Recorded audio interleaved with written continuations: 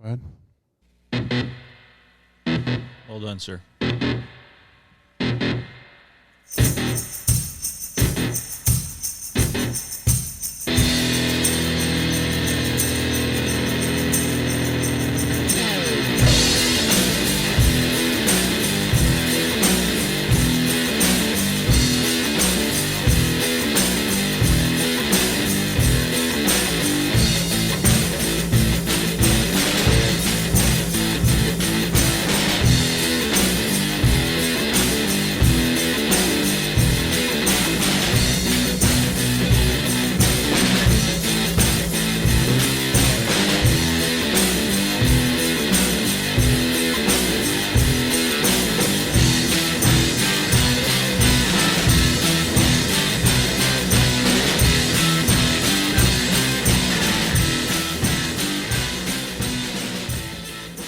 Oh, hello, and welcome to episode 108 for Schnozzcast for Saturday, January 16th, 2021.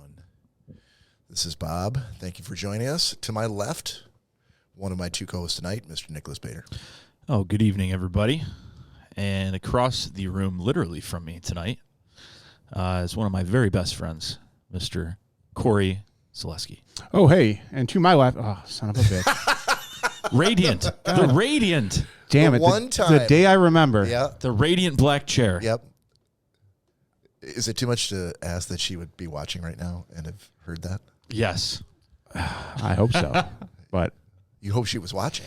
if I was a betting man, I mean, yeah, the one day you remember, you hope that it counts. it's not going to.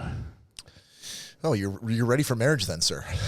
All right. Every day you do something that counts, no one cares. Woo. Looking forward to it. All right, so if you're joining us for the first time, thank you for giving us your attention. And if you're back again, welcome. You can find us out on social media on iTunes and Spotify, iHeartRadio, Google Podcasts, Amazon Music, Pandora, and anywhere we can get a podcast. You can also find us on Instagram at Schnozzcast, on Facebook at Schnozzcast, and on YouTube at Schnozzcast. That's SCHNOZZCAST. And please, if you're having troubles, if you're having some difficulty, and you want some classy advice, some timely advice to set you on the right path, email us at schnozzcast@gmail.com. So, gentlemen. Yeah. Cory, you've had a busy, busy week. A little bit. 36 straight hours on the clock. But pulled it all together to start on time today, and I got to tip my hat to you, sir. I would say he was not on the clock for 36 hours straight, but that's just me. But when Cory's not working, he's thinking about work. Yeah. Okay. Trying to think how he can add more value to the company, Every day. how he can be a better employee, a better role model for his peers and his subordinates. All the children and his at home. managers.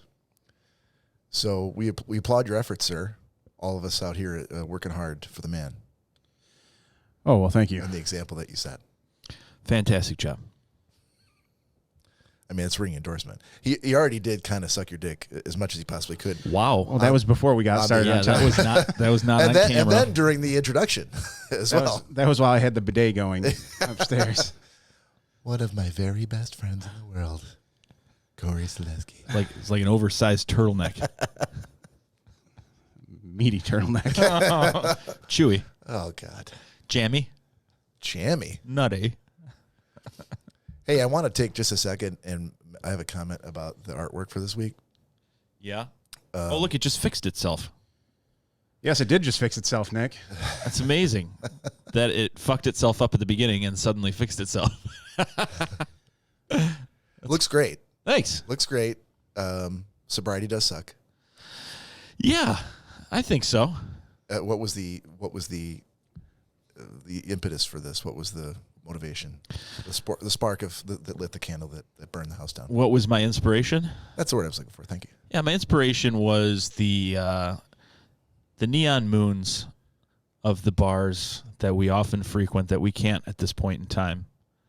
So this is our theoretical neon moon, and I took the sobriety sucks out of the idea out of Honest John's downtown, which they have a almost 100% similar sign that says "Sobriety Sucks" in bright blue neon behind their bar. Okay. So yeah, that was Love it. That was the inspiration. Sadly, that's not what I was referring to. I was actually talking about the artwork you did for this week. Which one? Oh, that one? Yeah. Yeah, it would be. I mean, it's not up on camera right now, but I can bring it up. Can we do that just real quick? yeah, the inspiration for that artwork was our time frame for this week. So thought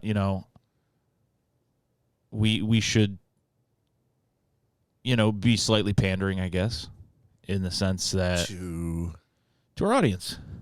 Okay, always. Yeah, and it sucks. Not only does sobriety suck, but staying up late sucks when on the weekend when we don't get started till 11:45 at night. So for those who have decided to take a power nap or realize that they would normally be at the bar right now anyhow, Yeah. or have put their family members to sleep and were able to sneak back downstairs, it's a whole nighttime theme. So I liked it a lot, but I noticed after I looked at it the second time, there it is. You had so you posted it to Facebook, right? And Yeah. it's a picture of a gentleman holding a beer, Yep. and a kid looking over his shoulder with great interest. Mm-hmm. He's going to be a raging alcoholic when he grows up, I think. But you posted some text with it to say,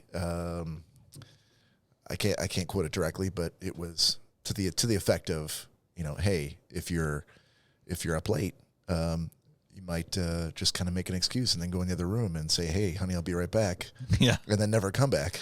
That's right. Turn on the Schnozzcast, get yourself a beer, and have some entertainment. And I thought, why is our audience, are we trying to pander to those people who are being henpecked by their wives and they just want to try to get They could be few henpecked minutes. by their husbands too. As we know, several women like that. Yeah, that's true. we personally here at the Schnozzcast do. But we did use a man on the artwork. It just happened to be a man this time. Okay. Maybe for future artwork, we should look at it for the women's point of view. Absolutely. We've had artwork in the past. I don't know if you remember the woman holding up the man like a fish upside down. Yes. We've had that before, Yeah. which I know a couple women that are close to the podcast said that they found that very powerful. Empowering. Yeah, it's very difficult to integrate 1950s artwork that shows strong, confident women. Yeah. It just wasn't something that happened back then. It was your Thelma and Louise moment. As a matter of fact, there's a lot of very offensive 1950s advertisements, like one that said, "A wife always looks more attractive when she knows how to cook." Like it's ridiculous. Well, isn't that the truth? It's just ridiculous. Like Only because she's not here. yeah, Oh, but yeah. So it is harder to find 1950s artwork that you can kind of encourage and manipulate a little bit that is more female based. So Right. Now, are we going to see return of the character from last week's artwork? I'm calling him Dr. Robert Medicine. I've referred to him this week as Dr. Robert Medicine to several people. He showed up several times. He has. He's what we might call a recurring character. I think so. Perhaps the plucky comic relief for the Dr. show. Robert Medicine. I don't know if we'll call him that, but okay. Yeah. Dr. Robert Medicine originally he's poked his head out a couple times. Once was at the beginning of the infancy of the Schnozzcast. For those of you who don't know, it's the character that looks nothing like Bob that you've seen in some of my artwork. It's actually an embarrassing close approximation of me. He was in the early days of the artwork. He was at the Bob Turns 50 artwork, Yeah. and he was in last week's artwork. Yep. He took a break from his rounds to show up in the artwork. His little black leather bag. Yeah, so hopefully we'll see Dr. Robert Medicine soon. He might show back up. So stay tuned, kids. There are a lot of versions of Bob that are not like real life images. There's a lot of cartoon, Yeah. fanciful versions of Bob. There's Dr. Robert Medicine. Yep. There's Old man Robert. yeah, Old man Bob There's Hangry Bob, who's in the kitchen the Hangry Bob with the robot. with the robot. Yeah. There is Funko Bob. That's true. That is true. which I don't think you saw a bigger version of it, but I think did I? there's never been a version of Bob that he's said anything positive about. It's always something horribly negative. Well, because you have to be, Can't what? you can't add. You just can't. You can't You just make can't. more Bobs. Stop can't. doing it, Nick. I know he's going to do it. But so you know as well as I do, if you give him any sort of a spark, he's going to try to take two sticks and rub that together and make a giant bonfire. You can't give him the ammunition. So I have to go like, yeah, that's great. I mean, I figured you would have known this by now, but Well, I'm glad that he finally picked up on it because before today, he's never said, yeah, that's great in anything regarding any caricature of himself. Of myself? Yeah. Probably not. I said the artwork was great. One day his hair was not dark enough. The other day his hair was too dark. I literally have both text messages. He's like, I'm like a 13-year-old girl. I don't think my looking in hair's the that. mirror. I don't think in more my than hair's one sense. I don't think my hair's that dark. And then this last artwork was, why am I so gray? I'm like, what the fuck do you want?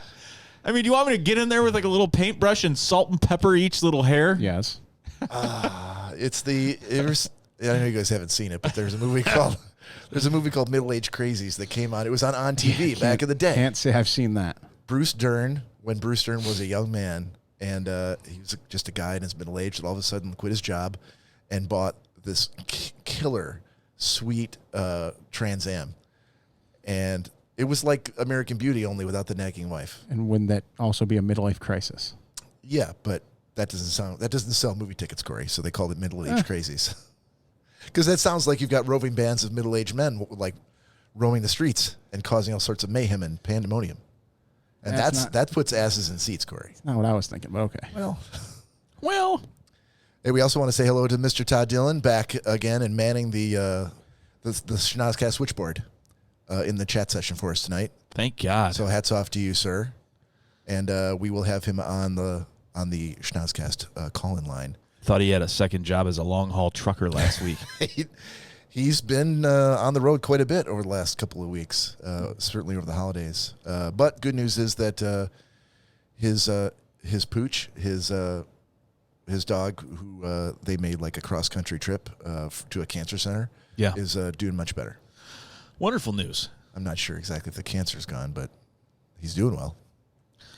He's enjoying the cancer, I guess Wow. I'll say. Okay. It's more of a plus than a minus these days. Let's move away from that. What else is going on, fellas? I know I did not participate in Zoom sessions last night. Painted the bedroom today, 2 coats. Is that what you call it? Yeah, I was gonna say. Yeah. Beat you to that. That bedroom got painted. I'm sure you did. Painted the fuck out of the bedroom. Painted white. It's always easiest to paint the bedroom when Lori comes over. I'm very sore today. That's Yada, yada, yada. I'm very tired today. as Kid Rock once said, I'm going to paint this town red and paint his wife white. Wow. Oh. Oh,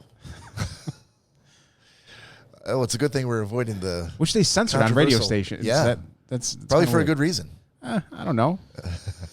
I don't think too many young children would get it. Are we so far? Are we like 18 minutes in and not really doing too good with the ladies on this podcast? I don't know. I mean, I've not said anything derogatory about any ladies, but Okay, you did. You had a Thelma Louise moment. You're very much in their corner. yeah, I'm rallying for them. Yeah, it's a good thing you guys aren't sitting at the same table. I mean, I feel like that, someone has to be here to defend women, Yeah, when Danielle's not here, or in between yawns, I feel like I have to step up and say something.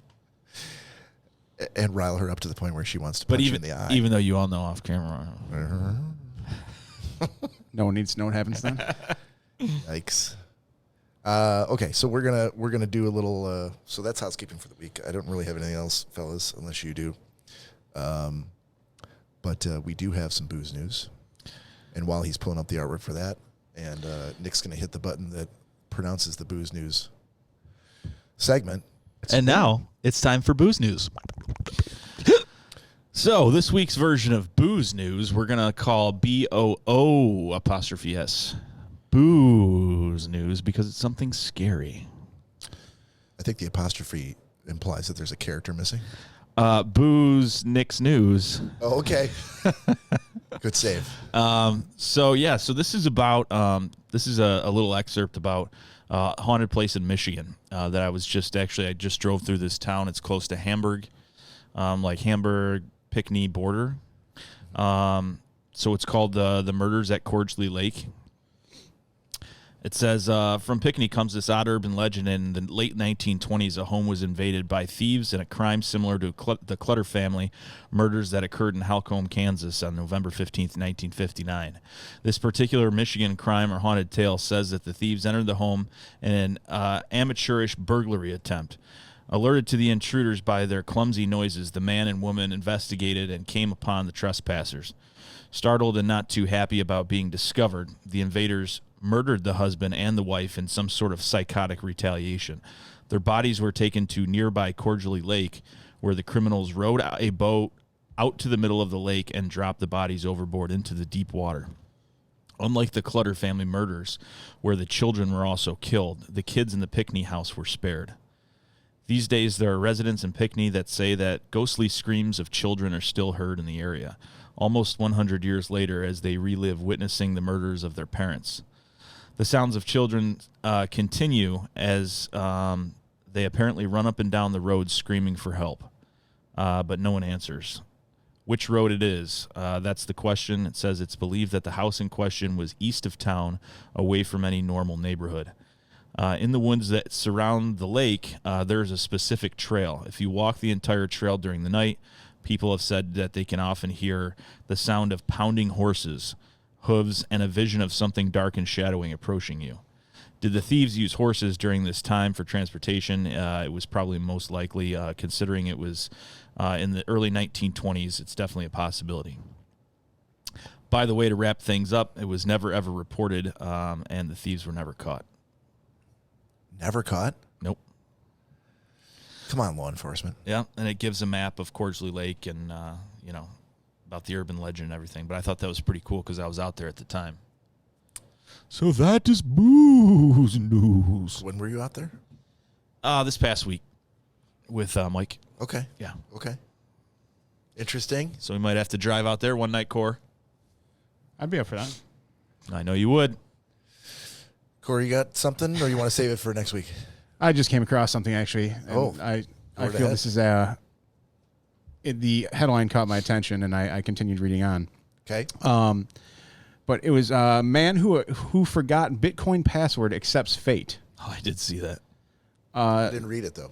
Stephen Thomas of San Francisco says he has made peace with forgetting his Bitcoin password that would turn him into a multimillionaire. Thomas, who was recently featured in the New York Times, has about 220 million worth of Bitcoin locked away on a hard drive that will erase its data after 10 password attempts. Thomas has tried to put in the correct password 8 times with no luck. The German-born programmer lost the piece of paper containing the password. You sort of question your own self-worth. What kind of person loses something this important?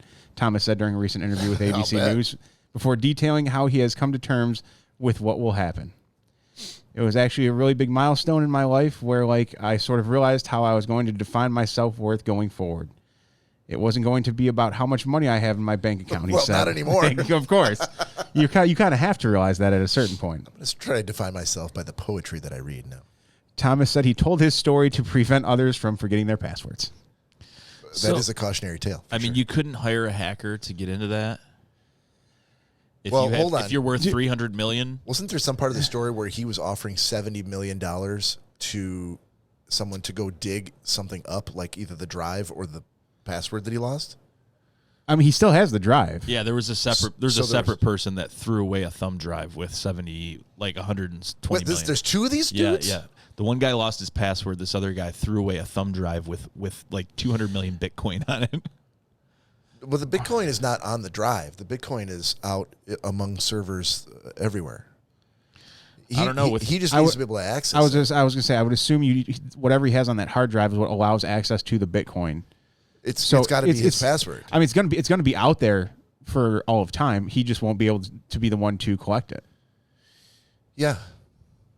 I mean, That's my understanding of Bitcoin, is that, it's a digital currency, so there's no way it's sitting on your thumb drive.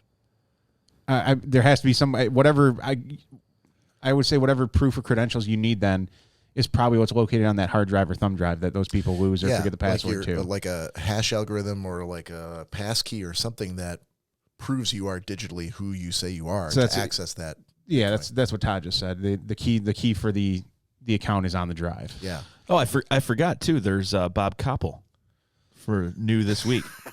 There's an extra Bob. Yes. That you can't really for the booze news. You can't really tell. Look at that new. That is great. Great artwork. Great.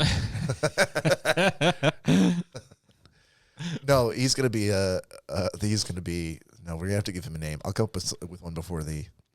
It can't be Dr. Robert Medicine sitting in for the news. No, it's got to be something else. Yeah, he's not that good. Can't be a newsman and a doctor. No. So yeah, that's a great story, Cory. I had seen that, but I did not read beyond the headline. I mean, what would I don't know, man. I think that would be the only time I'd ever really think of just ending things. Like 220 million. Yeah. Well, it raises questions about, is it any different than you forgetting your account number and your password to log into the credit union and like your PIN? Yeah, because I have a way of there are ways physically to going in and getting that, right, and proving who I am and retrieving that money. Right. So it may raise questions about how much more difficult is it to do that with digital currency when there's nowhere you can go and say, here's my driver's license, here's my passport, whatever you need. I am who I say I am. I don't know. To me, it seems like you're just. I guess that would bring into question to me, who's actually. Like, who's running Bitcoin? Bitcoin is I wouldn't necessarily call it crowdsourced as much as it is. It's a currency whose value is decided by the people. Because I was gonna say, so it's not like a corporation, correct? No, that's the genius of Bitcoin, is that it's not controlled by a central bank. Which is why banks really don't like it, and they don't want to get on board with it because they can't control it. Well, I guess what the final thought for me on it being is someone out there that would still be able to access that money, because like you said, it's still out there. That currency is still there on the internets. Yeah. So, if someone forgets that password and it's still sitting out there, is someone else going to be able to retrieve that? Say like a higher up in Bitcoin. No. I don't think so. You don't think so? But I don't. Is there a way to be 100% about the that? lure of Bitcoin is that it is 100% secure. That the privacy and security algorithms around proving who you say you are and securing the value of money that is essentially just a bunch of ones and zeros, it is so secure that it has taken off in this way, right? So you can't, if you could compromise that by having your boss or somebody at like Bitcoin Co., which there isn't one, get that money and somehow get it for you, then it would undermine the whole foundation upon which Bitcoin I is guess. built. Yes. We're three dumb guys talking about Bitcoin. Well, Todd says not true on why banks are on board. Taxation is a big problem for the government. Banks are not on board. But he said, but being solved soon. Yes. As I said, banks are not on board. They have not been excited about Bitcoin unless they can get a piece of it. Right. And so far they have not been able to. But yeah, that's probably going to change. You know what? What I'll do, though, for next week, I'll get the names of some of the experts that Rogan has had on his podcast that talk about Bitcoin and do like 2 hours just on Bitcoin. Jesus. So that if someone wants to listen to it, those people know far more than we do about Bitcoin. So it's really fascinating. So is Todd, apparently. It's really fascinating. I really encourage you, if you want to know what it's all about, it's fucking fascinating. He says, I am amazed on how little you know about cryptocurrency. Yeah. Well, if I knew more about it, I'd have a better job than I do right now. And so would Todd, by the way. Okay. Schnozzcast shot. Here we go. Let's do it. So for those people who paid attention to your artwork and are sitting at home going, baby, take care of that kid. Yeah. I'm going to be downstairs for a couple of hours. Be down with my schnoz friends Now is your chance to virtually drink at a virtual bar with your virtual pals. underneath the Virtual neon signs. moon. The Neon Moons. That's right. I still don't know what Neon Moons means. Neon Moon is a song. It's a country song. Oh, that's why I don't know what it means. Or care. One of the lyrics is hear it. I spend every night between the lights of the neon moon, meaning instead of being under the light from the moon outside, you're under the light from that neon sign because you're at a bar. Most bars had neon signs back in the day. That's quite deep for a country song. Yeah, they're usually really, really digging deep there. That's yeah. Anyhow, Anyway, Slancha.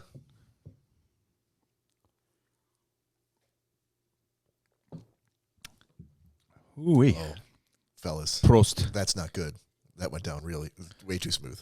Yeah, but how's the shot? That's not good. Oh, you son of a bitch. All right, Nick, I know we don't have artwork for this, but you want to get your stopwatch out. Let's do a little 90-second sports. Yeah, I was very close, and it still may occur. Look, but you got a ton done today. I'm not like pushing you. No. But as long as it's in the back of your mind, like this is a segment that we don't have to do it every week, but I would like to do it, regularly if we can. And it would be nice to get a little sound file. The sad part is you're going to spend probably 7 times longer on the artwork than it is to do the segment. So. Yeah, but you like a little sound file, like the cheering and the whistling and bum, bum, bum, bum, like a band like intro or something like that. Just Wait, what? like a game that it's some sort of like football game or something. Yeah. If I can just give one suggestion for sound for 90-second sports. What? Detroit Red Wings goal horn. Yeah, Sure. We could do that. It has been a pretty Red Wings focus. I still believe that we need to have a whining cat drop. A what? Wow. No, we do not need that. I will veto that. Like Cory vetoes mustard. I will veto that sound drop. I'm starting to get sniffly. I'm starting to have flashbacks. My allergies are kicking in already. Starting to have flashbacks. So you know what we should do? I should really prevail upon Todd because Todd's got some skills in GarageBand. Yeah. And audio stuff, and see if he could put together something of just him saying like 90-second sports with some sort of like a goal horn or a background crowd noise, whatever it is. I'll see if he can do something. Yeah, send it to or me. maybe a little lounge music. Well, if you want to let him to 90-second sports. if you let him stew on it for long enough, he'll come up with 25 different takes. Yeah, in 25 different styles and send it to us, which is really what we want. Wow, is this who is this? Luther Vandross? Who is this? That's Todd. Could be Marvin Gaye. It could be. It could be. Could be the girl from the B-52s. What's his face from Flu Season? What? What the fuck are you talking about? Oh, Michael McDonald. yeah. From Flu Season. I love how Flu Season is like a band now. That would be a great good band name. for Yeah. It is a Have good you guys band heard the new Flu Season album? Yeah. Oh my god, It's sick. Came out during COVID. there it is. Yeah, I'll work on the 90-second sport thing. But what I was Yeah, what was I gonna say? I can't remember. Anyhow, 90-second sport. Oh yeah, that's what it was. I was very close this week to buying a sand timer. A 90-second sand timer really? to flip upside down. But the ones, I mean, they're like pink or orange. They're only 85 seconds. They look like Fucking 93-second sand timer. They're like made for like elementary school kids, like to show them like time. Like, okay, well, you have to wash your hands for 90 seconds and flip. And it's all like primary colors and very like exactly. blocky, Yeah. easy to handle. Nick's sitting down here at Tweezers, taking out a piece of sand. Hold on. Piece by piece. 1 grain. 2. It should be 90 seconds. That's fine. Okay, so 90-second sports. Yep. Which this is not a sports podcast, but it's fine. For 90 seconds, we are. For 90 seconds, go. Cory. Bob. Jimmy Howard retiring. He is old. He is old. Yeah, well, and they didn't renew his contract. But That also that throws a wrench. it's a great reason to retire. So NHL season kicked off this week. Red Wings split with the Carolina Hurricanes at home. They won tonight, but lost on Wednesday or Thursday. I think it was Thursday. Yes. Larkin scored his first goal as the new captain for the Red Wings tonight. And apparently it was a wild goal. I've yet to watch the replay, but supposedly it's one to watch. So he was named the 37th captain of the Wings. They'd gone the last 2 seasons without a captain since the last captain, Zetterberg, retired. He is the first Michigander to be the captain. He's the first native Metro Detroiter to be a captain. The second American captain since Reed Larson in 1982. My favorite. He was my favorite wing when I was growing up, when I was a kid. You know, this is all I'm going to say. No, you cannot. No, you cannot partake shut in the this. fuck up. Why? You're not allowed to. He had led the Wings for. No, I'm sorry. Shut the fuck Not up. allowed That's to. not a You part better of it. stop the timer then. You're taking up my valuable time for sports. That's not a part of it. It has to be about sports. You're not talking about sports. Yes, I am. All you're doing is wasting my time now. Well, if you would shut up and stop telling me to shut the fuck up, I was going to say something about sports that they had Mickey Redmond on the other day and doing an interview about just what you're talking about. But I'll shut the fuck up so you can keep talking about your stupid sports. He has led the Wings in points for the last 3 seasons. He's the youngest wing to reach 100 career goals, and the assistant captains are Glendening and Franz. Damn it! I was going to bring that up. That's it. Just say Jimmy Howard, 36. 36 years old? Must be nice to retire at 36. Oh, yeah. Yeah, with the money he's got. Yeah, and I'm sure they're going to offer him some sort of goaltending coaching he's got job. the shakes and the twitches for the rest of his life from being a goalie in Detroit. He's not the kind of guy you want to hang out with at a party. I'd rather hang out with him than fucking Chris Osgood. Fuck Chris Osgood. Ooh.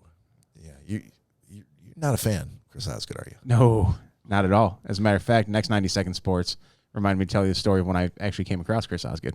Oh, we could do that.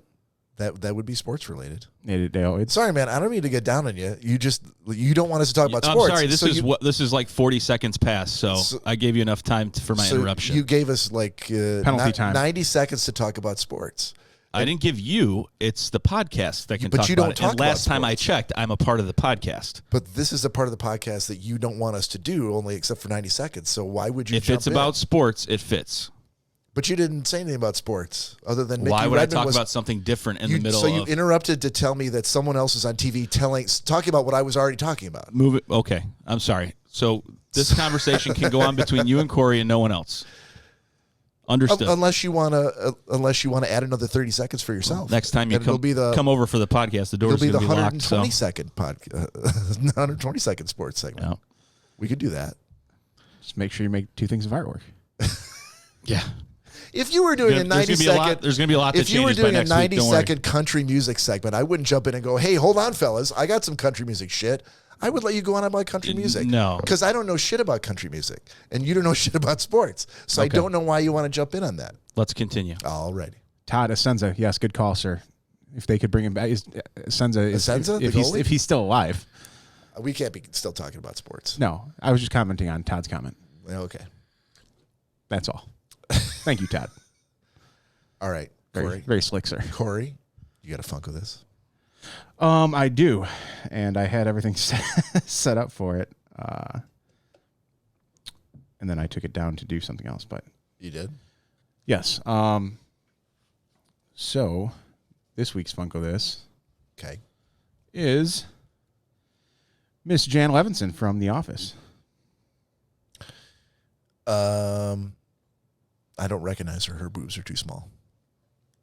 They weren't that big in the actual show. She got a boob job in the show. Yeah, not really.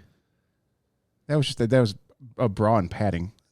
It still looked like a boob job. I mean, that was the whole point. It kind of did. Oh, come on now. Kind of. I'll give you a little bit. That'd be like showing me like a Jim Halpert Funko without the stapler and the Jello. Oh. Well. Did I just spoil your Funko This for next week? Not necessarily, but okay. Damn it, I'm trying to do too many things at once here. Okay. So yes, this was actually one that we it took us a bit to track down, and there's not too many of them out there right now. So not insanely rare, but one of the more rare Office ones at this point. Where does your office collection stand now? It's got to be your, as far as the theme goes, your most collected Funkos, right? Oh, definitely. By far. Yeah. So what would you say your total's at? At least we have 13 Dwights alone, so maybe. You have 13 Dwight Funkos? Yeah. Have we seen them all here on the podcast? No, not all of them. Oh boy. So those are coming then. They are coming. So I'd say maybe 30, 35 office ones altogether. 35 office Funkos. Yep.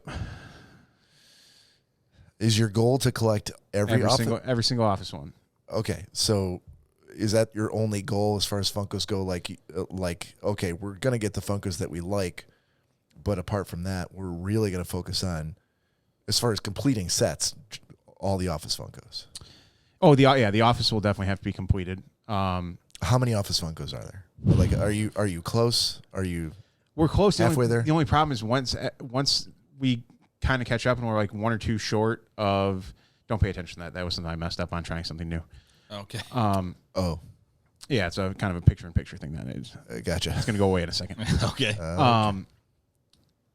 We get close to maybe like I said, being like one or two shy of having like the entire collection, and then Funko's like, oh, here's another 12 of them. Oh, okay. But this is a show that's been off the air for. Dude, they are still making them and making new ones. They just last. Actually, as a matter of fact, Jan's one of the newest ones they have. That just came out last month. Okay. So this is really a set you'll never complete.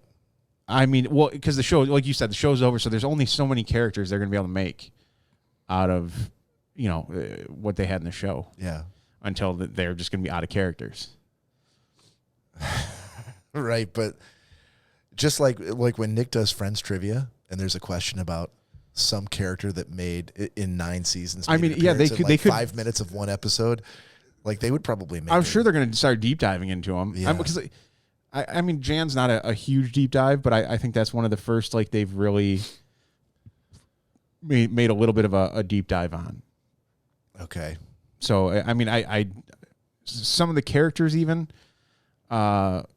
which I can't really give them away because they're going to be upcoming ones on the show, but. Yeah, they even have some very specific characters that only showed up for maybe 30 seconds in an episode.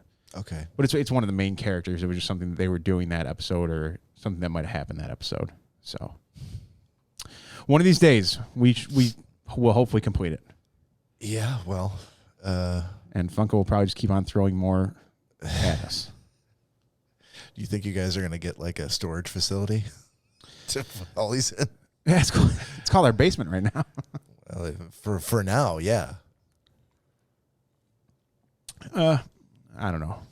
Maybe I'll just ask Nick about bringing some over here and keeping them down here, right, buddy? Ask Nick. Let me know how that goes. Nothing that's been put up here has been asked. Everything's been asked. No, I think I broke it down pretty well last night. All the little Cory pig trails all over the house. Oh, I'm sorry I missed that. Yeah, you did. And you should be sorry because it was amazing. It wasn't that great. He made some kind of backhanded comment about, I really don't have anything in your house, something like that, and I'm like, that was it. You what?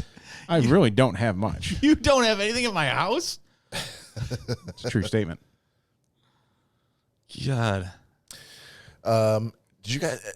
I found out there was a podcast that existed this week that I didn't know existed called Too Long Didn't Watch. Have you guys heard of this podcast before?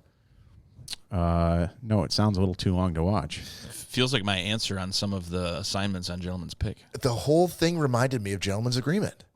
Somebody semi-famous runs this podcast called Too Long Didn't Watch, in which they get famous people, let's say B and C list celebrities, to come on the podcast and watch TV shows that they missed. It was too long I didn't watch it. And they go, oh, okay, well, we're going to bring you on here and watch the first and the last episode of the very first series premiere and the series finale of the podcast or of the show. I have not heard of this. And get so some of the celebrities were Like they would bring them on and watch, and they were really, really interested. But, shows are different. So a show that runs over, like Friends Friends and The Office are probably very, very easy to do, right? If you watch the very first episode of the first season of The Office, and then you watch the very last one of the last season, you'd probably go, oh, okay, these characters, they're probably pretty much the same. They get into like hair-raising adventures every week, but there may be some slight differences, like spoilers, Jim and Pam might be married. Son of a bitch. I said spoilers. But other guys, they brought other celebrities in to watch like the first episode of the first season of Game of Thrones and then to watch the very last one. And they were like, I don't know what the fuck's going on. I don't know who these people are. No one from the first episode is in it's like there's two different shows that all happen in the woods with witches and warlocks. I guess there are a couple shows out there that I could see watching the very first episode and last and not even seeing that knowing that they're really the same show. But I guess it's a relatively new podcast, and I just want it known to the internet that we had the idea first. That the idea of getting people who haven't watched it to finally sit down and watch it, we pioneered that shit. That was the Schnozzcast. We'd probably have to do a little more research on that, but okay. I don't think we do. I'll give it to you at this point. I think you should. I think you should give it to me. I mean, I will, like I said, at this point. But all right. Well, then we'll move on. Fair enough.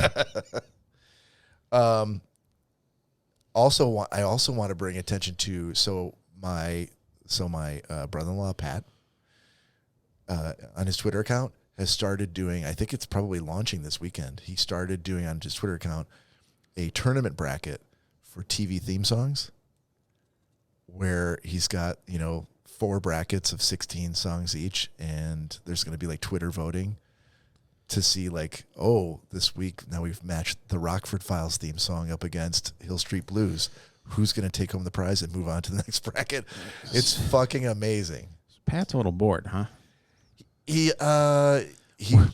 Work hasn't been been as busy lately. He's got a circle of friends that respond really, really strongly to this, and like if we had the following that this particular Twitter thread does, we would be golden. Well, we have a Twitter thread. Let's send some tweets back and forth and twit this shit up. I think twit. I think Yeah. we have 40 followers. Well, maybe they. That's 40 more than I thought we had. Maybe they That's want. great. Maybe they want to partake in Pat's theme song bracket. We did talk very positively about doing cross promotion, and this would be a good opportunity to do some of that with the TV theme song heads out there. I'm all for it. Yeah, I'll send you the link. You should definitely check it out. But I've often thought about doing some shit like that, like at some sort of a tournament bracket for us on some topic that we, found really interesting, whether it was, British potato chips or Office characters. Or We have a lot of solid ideas. Well, We'll have to work on that one. This is a half-baked idea that needs some thought, but I think you see where I'm going with this. We'll work on it. Okay. Well, we'll try to work on it anyway.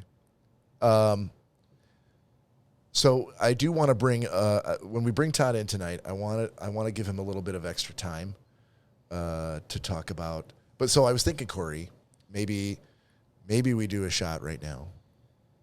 Okay. Maybe if you guys are up for another one. And while I'm getting that, like I can try to bring Todd in right now. Because I wanted to bring at least some extra time because he specifically asked for it because he had a story that he wanted to tell about his Gauley River trip. Okay. And I don't know how much time we're going to take with gentleman's agreement and other sort of shenanigans in the second half. But So you're saying you want to get Todd's bullshit out of the way, huh?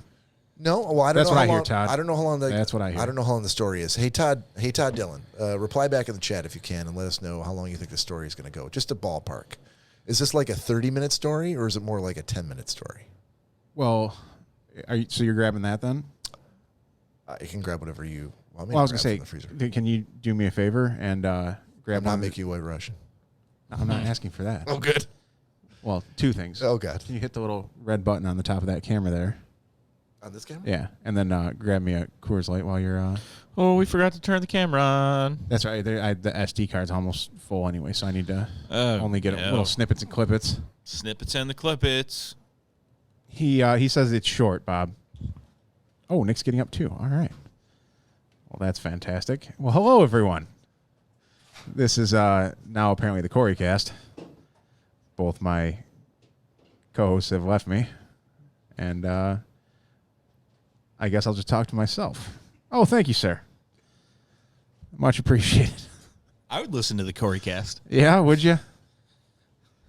Yes. This is Cory Schnozzcast coming back at you. All the news that's fit to print. You're listening to CORY. Probably be very concerned after listening back to it. God, I would hope so. Would you have Danielle as a co-host? Yeah, sure. Yeah, sure. That is a ringing endorsement. So who are you going to talk to while she's sleeping right next to you? The dogs. That sounds amazing. Yeah, I really like that story. All right, let's see. She likes all my stories.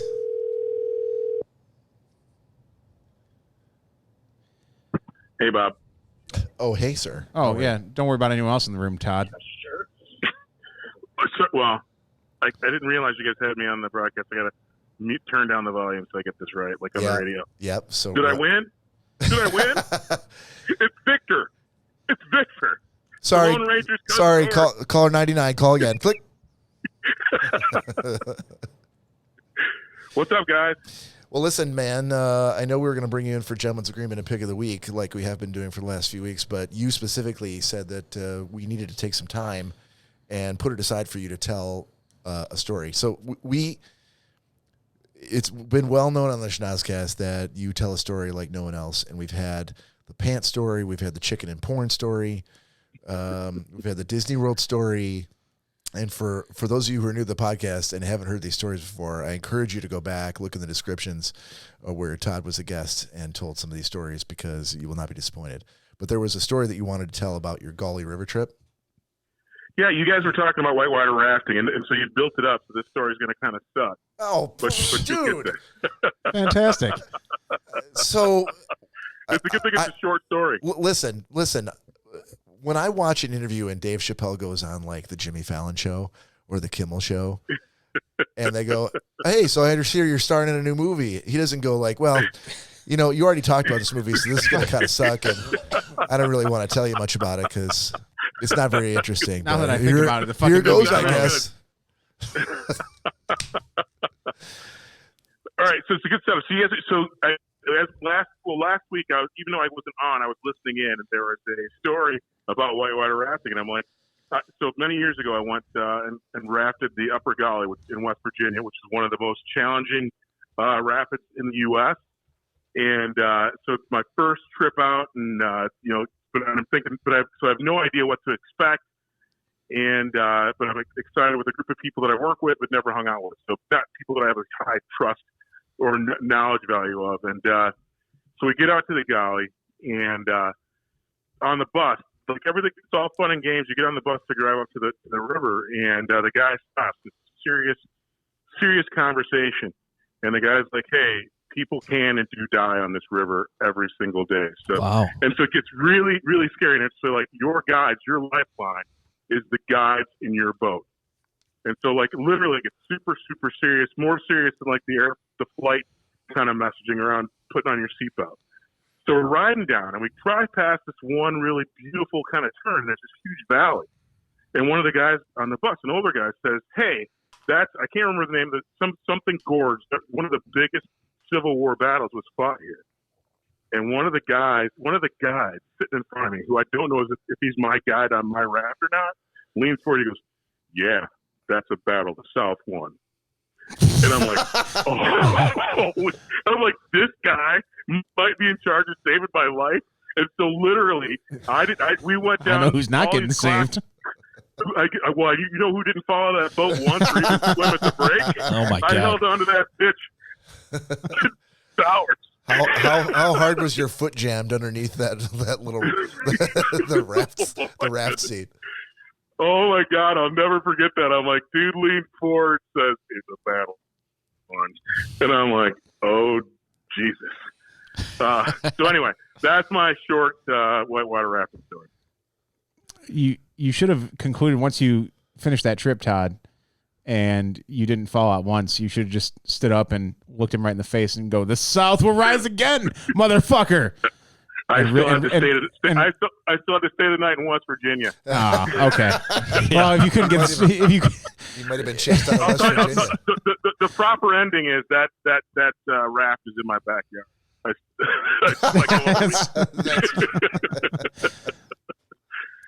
All right, man. Danielle's not around.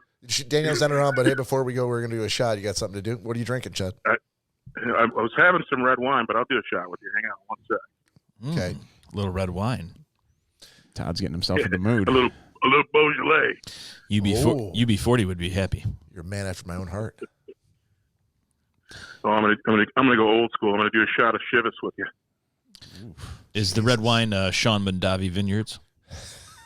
Unfortunately, it is not. It is Apothic. Some Beaujolais from the New Beaujolais. The wayward streets of Paris. I'm ready. All right, here's to you, sir. Do a shot. Cheers. Todd, do a shot. Cheers. Cheers. Todd will do a shot. Todd, do a shot. Do a shot. Oh, fuck it, boys. Let's do a shot. What we're scoring? Let's fuck it right now and do a fucking goddamn shot. Todd, did you finish Letterkenny? I haven't finished yet. No, I've purposely been kind of holding it off at bay because I don't want it to end. You and Nick have to finish it so we can talk about it. Yes. Yes, we do. My dad, when we were younger, we actually went whitewater rafting out in the Snake River out in Wyoming. And my dad was just telling me this past week, actually, because it was brought up, and we were very young at the time. And apparently the guide or whatever they call them, she was like, okay, she's like, so, who here has, experience swimming? Now, the little ones, can they swim? And my dad's like, well, they have a pool at their mom's house and a pool here. I mean, yeah, they can swim. She's like, oh, that's good.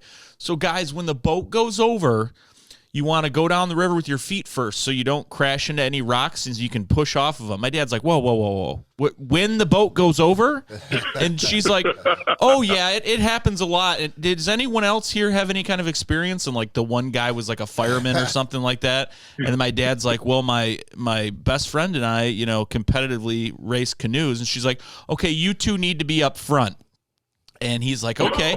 And he's like, and I was like, yeah, no, but we didn't tip over. And he's like, well, now you know why. He's like, that fireman and I were holding down the fort that whole time. I'm like, oh, my God, come on. The apple doesn't fall far from that fucking tree, does it? Experienced men that are holding this boat afloat, come on. Their canoe racing was just a group of four friends getting together, too, wasn't it? Oh, yeah. Four Okay. friends getting together and doing exactly what we do. But it was a race. It was a race. So they weren't experienced. Well, to him, he was experienced, and he said and they won every time. And he said that the one thing he's always wanted to do before his best buddy, my Uncle Augie, passed away, was canoe the Straits of Mackinac. And he's trying to implore me to get you guys to do that. That all of us should do. I'm like, Dad, are you fucking crazy? Or do you understand? First of all, how far that is, and second of all, the currents between the two lakes coming together in the straits and how deep that water and the freighters and everything. Like, I would never do that. I mean, maybe like around like the pylons, like by the shore, but go across the Straits of Mackinac. It's like 5 miles long or something. I'm like, he's like, well, that's the adventurous part. You could always tell people that you canoed or kayaked the Straits of Mackinac. I said no. Or you'll be in the newspaper for a day. Yeah. I absolutely would be, because one of like the gale storm waves would come over from the Superior over my kayak and it would instantly sink, and I would be frozen to death even in the middle of summer because the water's so cold. So no thanks. I'm up for it. Oh God, Cory, it would take you 4 days to get across the Straits of Mackinac. Yeah, he'll get there. You understand this is Cory's big step. He's dabbling his baby toe into a hot bath, and he's just kind of inching his way into any kind of manned boating, because the last 4 trips that we went on, he was laying on a raft the entire First of all, that was only one trip. The entire that was one trip. Hold on. And then the second trip, there was no 4 trips. I believe there was 2 trips. I believe we went down the river 3 times in 3 days. Those are trips. That's one. It was one. We weren't just on the river for 3 days. All those were one trip. No. Yes. No, I did. I disrespectfully disagree. What Nick is saying is that when you go to Disney World for 5 days, that's 5 trips.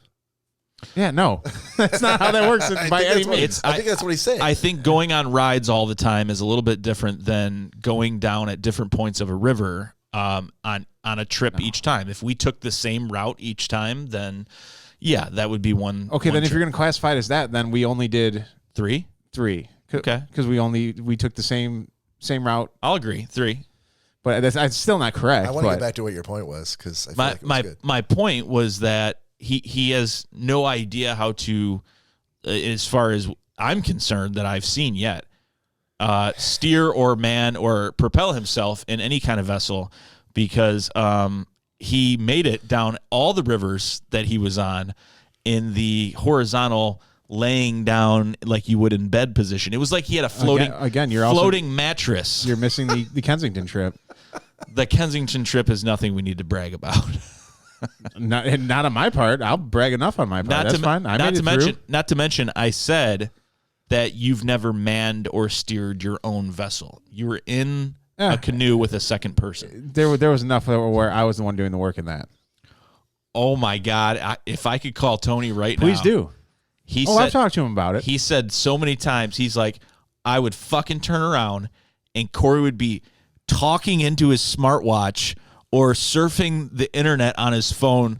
Oh, I had to tell Danielle to do X, Y, and Z. He's like, Cory, fucking put your paddle in the water and row. Was this in the dark while we were trying not to die? Yes. There was only one time I had my phone to let Danielle know. Tony literally that we were about to die. That we were about to die. Good. And then Tony also at the same. Once I was like, "Hey, buddy, kind of important. I let Danielle know we're out here in the dark right now. So if something does happen, he's like, oh, can let her know we're in the dark. Can you have her call Howie too?" I was like, "Yeah, sure. I'll let." Which you never did. No, I let her know. Danielle thought I was kidding. Yeah, she never called Holly. No, she didn't, because she thought I was joking that we were in a dire situation. But I actually not my fault. I actually Lesson learned. Don't call Danielle when you're in trouble. I actually have photos of poor Tony at the bow of the boat, unbeknownst to him, paddling his heart out, who had been up for 30 hours straight, legitimately. Not my problem. And Cory has no paddle in his hand. Oh, he worked a double. And he's standing straight up inside of a canoe, balancing, while Tony was propelling him forward. So, yeah, Straits and Mackinac are going to be a little bit of a stretch, buddy. So you think? Let's try maybe like a condo community's small reflection pond first. Like a senior living? Yes. Like a lazy river runs behind a senior living. Like a man-made with the fountain and the swans, you know. I would be up for that. I think I just so he can get his sea legs. Based on the last trip we had, I just want something that's very low key. Yeah. If we could go by right behind Trembling Squirrel Hills. Of course you'd be up for it, because in 2 years that's where you're going to be living. Oh no. Oh no. We want where when you put your paddles in the water, there's blue dye that comes out. That's what we're looking for. Like there's something wrong with eating early and saving money. Thank you, Denny's. Yeah. Todd, did we lose you? Is Todd still on the phone? I think he's put the phone down. Todd, I'm going to let you. I was taking it all in. I'll see you guys at the end. All right, I'll call you in a little bit. All right, bye. Went off on a bit of a tangent there. Todd was actually in the shower. Todd, it has been a pleasure. Well, thank you, Todd, for listening, and thank you for coming to see the Schnozzcast. All right, why don't we take a break, boys, and we'll come back in 15 minutes. When we come back, we'll hit Gentleman's Agreement and Pick of the Week. And man, I got to put Nick on the spot, because he made some kick-ass artwork for his existential question segment. And Oh yeah, I'm like, what is he talking about? I'm like, yeah, no. So just so we can show everybody the artwork, like we got to come up with something. I'll help you if you want it. But No, I got a couple. oh, awesome. Yep. All right, so let's do that. You don't have to go anywhere. Stick around with us. Listen to some of our friends crowing about how much they like the Schnozzcast and how much they can't wait for us to be back.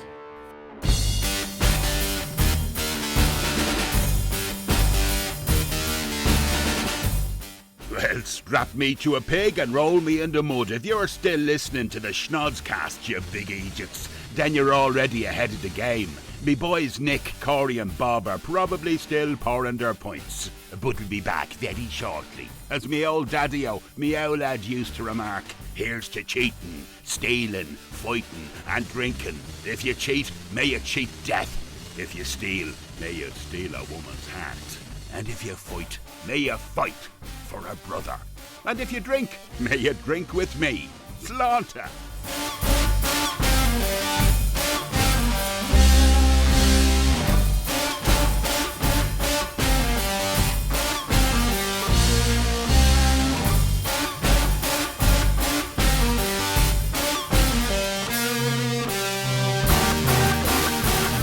That helps us out so much.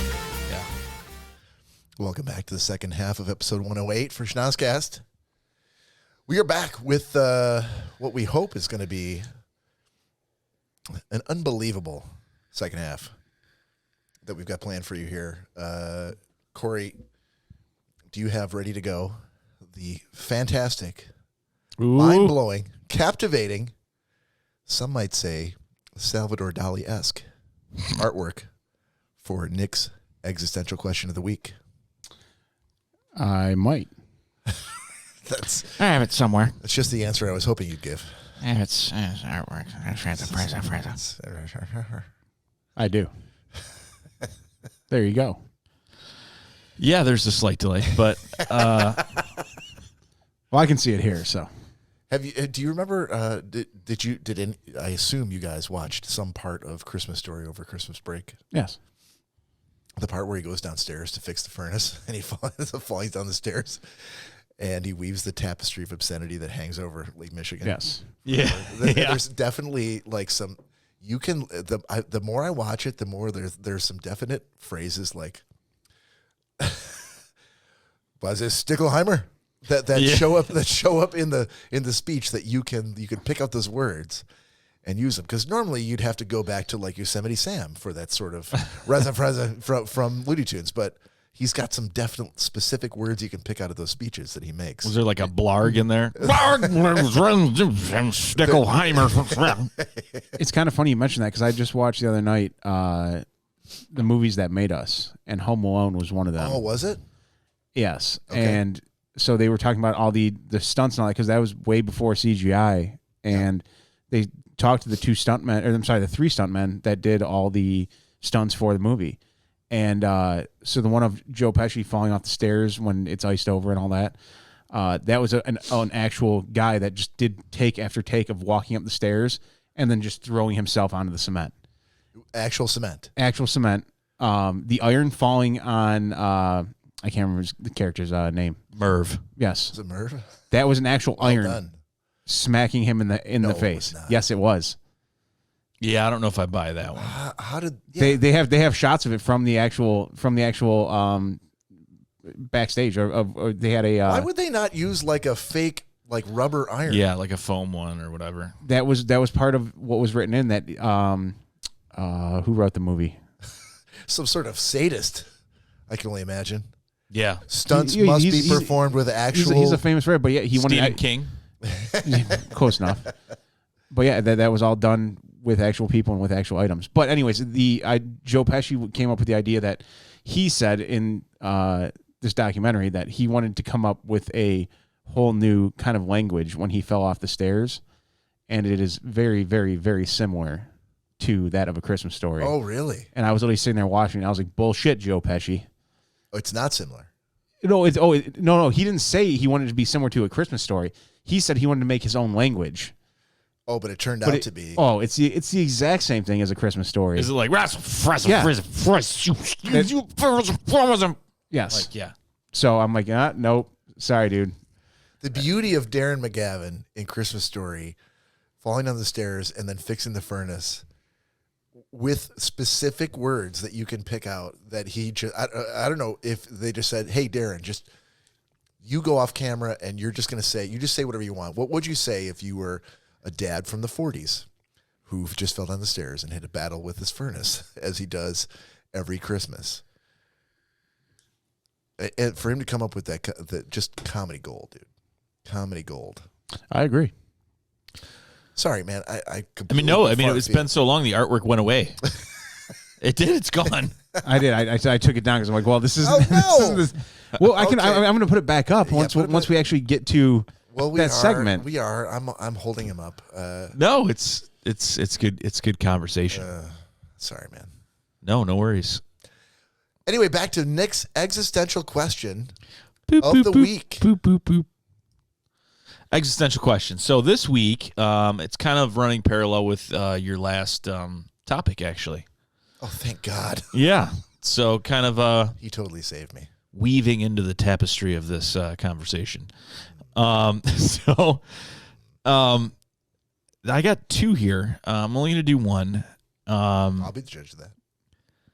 I'm just kidding. You'll be the judge of one or two. What? No, I'm thinking. Totally kidding. I'll save the other one for next week. So, what was the toy that you always wanted to get as a kid? Doesn't have to necessarily be for Christmas, that you never got. Never got. Always wanted. Never ever got or got later in life? Yeah, I mean, if you bought it as an adult, Yeah. then okay, that can count. But as a kid, you never got it. Like something that you just were like, really, really want this. I'll go first. Okay.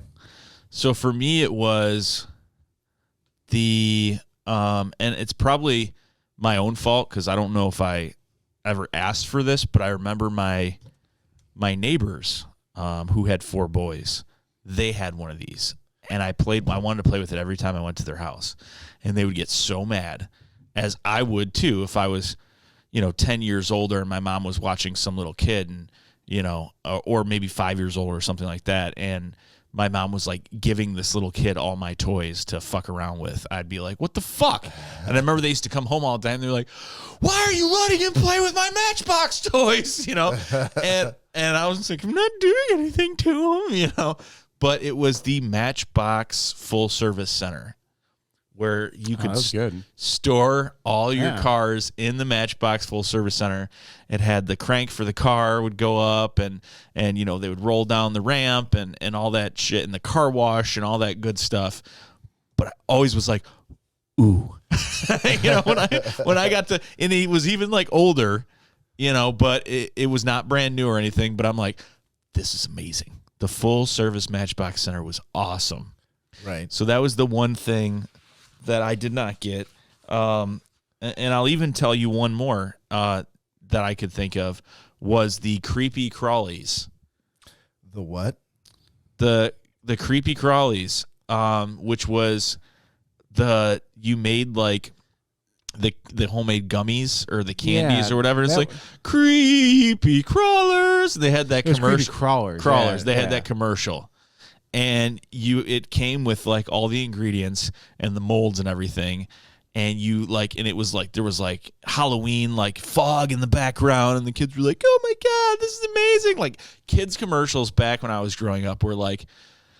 I mean, it's almost like the ones you see like on Family Guy or whatever when they're making fun of it. Mom, Dad, do your kids have this? And it's like, oh my God, it's going to kill them. Oh, we want it, But they were those screaming, yelling kid commercials and the creepy crawlers. And I remember that commercial. That was why I wanted it. I'm like, oh my God, that looks so cool. And they had like worms and like, and I don't know why, because thinking back on it now, I'm like, this is the dumbest thing where I would never buy that for my kid.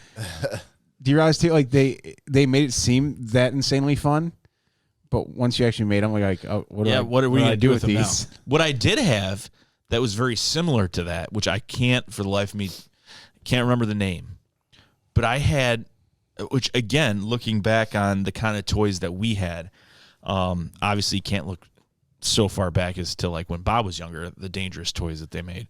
But this was slightly chisels and stones. Yeah, this was slightly dangerous. It was fire. It was You're the worst, Cory. It was like a car factory, and they would give you sheets of plastic, like different color plastic, and it came with all the wheels and everything.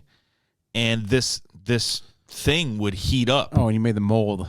And you'd pull the lever, and it would suck the plastic down into the mold of the car. And it came with all the stickers for the car, and you could snap the wheels onto the cars you made. Now, if you were to give me one of those cars as a kid, I would say that this is the biggest piece of shit car that you could ever give me. But the fact that I created it, it was the best thing in the world, and I wanted to play with it, you know. But to this day, I still remember that melting plastic smell, because it was like a polyurethane, you know, that was, and I can still remember it. But I'm like, wait, we were giving our kids plastic melting studio factories, you know, where those were the days. We could, they could plug it in. It was like a hot plate inside. It was like an actual little miniature oven. Yeah, it really was. And you drop the thing down, it would suck the plastic down in and mold this car. Like, and I remember being in my basement at my mom's, unsupervised, melting plastic and making my own toys. And that was apparently fine. That was okay. I mean, yeah, different times. Because all I had to do was like pick up other things in the house and put them inside this container and turn it on, and I probably would have started a fire. Oh, easily. Right. So Lori touched on that, which I was taken back at first, but then I had to read the rest of the comment, because all it says was wanted and asked for 5 to 6 years, but never got any wrecked. And I was like, whoa. Fuck? Bob, there are pills for that. Yeah, and I was like, erect. Erect or set. Okay. Or you got to be more careful with how you place those words in the comment. Thank you, Lori. I appreciate that. I know Bob sent you the artwork, so you could probably see all the details that most people can't really see right now. But I appreciate that. Yeah, I told Nick when I saw that artwork, I'm like, I looked at it, and at first, there's like a question mark that goes underneath his chin that makes it look like his beard is his beard is coming back underneath. Very long wizard-like beard. Yeah. Plus, he's wearing a cowboy hat, but I didn't see the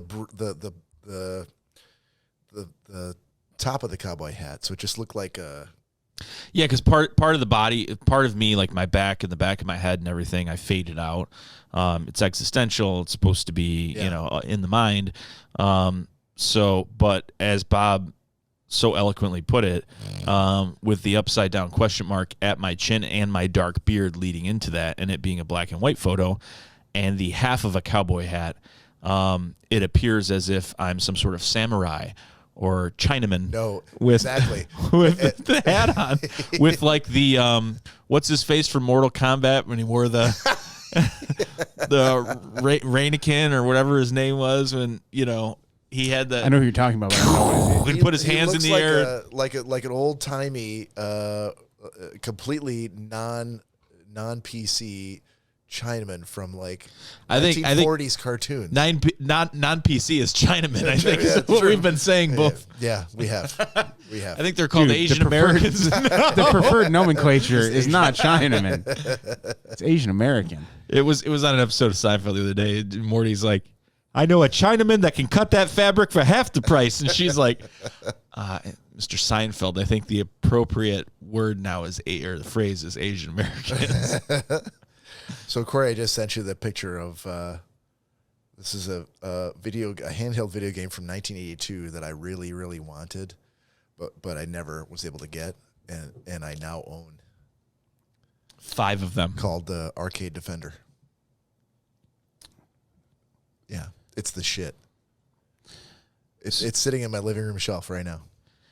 The funny part about it is that the childhood experience is why it's the shit, or the lack thereof, because they make so much. I mean, he was literally playing a game on his phone during the break that blows that out of the water, but he's like, for sure, ooh, this is amazing. Because there was never a handheld game like this one with so many controls on the left and the right side that it was just everybody in my class wanted it, and all the rich kids got it, and I always wanted it. Take a look at that. You just took the picture away, but look at the amount of plastic that went into that, and then look at the size of the screen. The screen is like. It's actually tiny. Quite big. I mean, it's genuinely. Is that the size of a pizza box? No, not the size of a pizza box. Not the size of.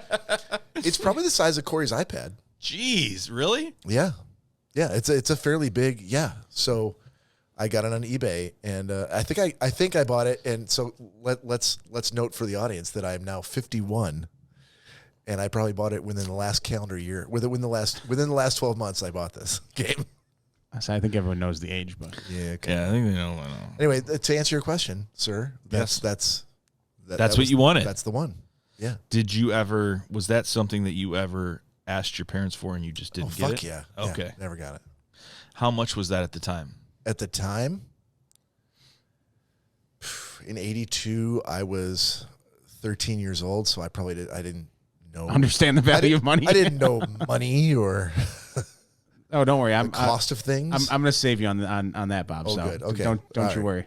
Cory, why don't you go ahead and take it from here then? No. And once you hear my pick for it, I continue on though. No, it was it. I just didn't. Yeah, I really don't know what it cost. I mean, I know what I paid for it on eBay. And so let's assume that for a working condition in the box, copy that, I paid $50 plus shipping. Let's assume in 1982 it was at least half of that. So was it just called Defender? Arcade Defender from Entex. It was a very particular, yeah. Because I keep looking up Arcade Defender and Defender keeps coming up. Well, there's that's it. But it's a handheld game because they did have Defender that was like a full arcade game, like it was like a 5 foot tall, like you'd see it in an arcade. This was the handheld version of that, and I believe they have those at Walmart now too.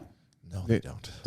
You haven't seen the full arcade versions of the games they have? Oh no, yes I have. Yeah, the full arcade. Yeah. No, not the handheld ones. Right. So I'm all done, Cory. Go ahead. Okay.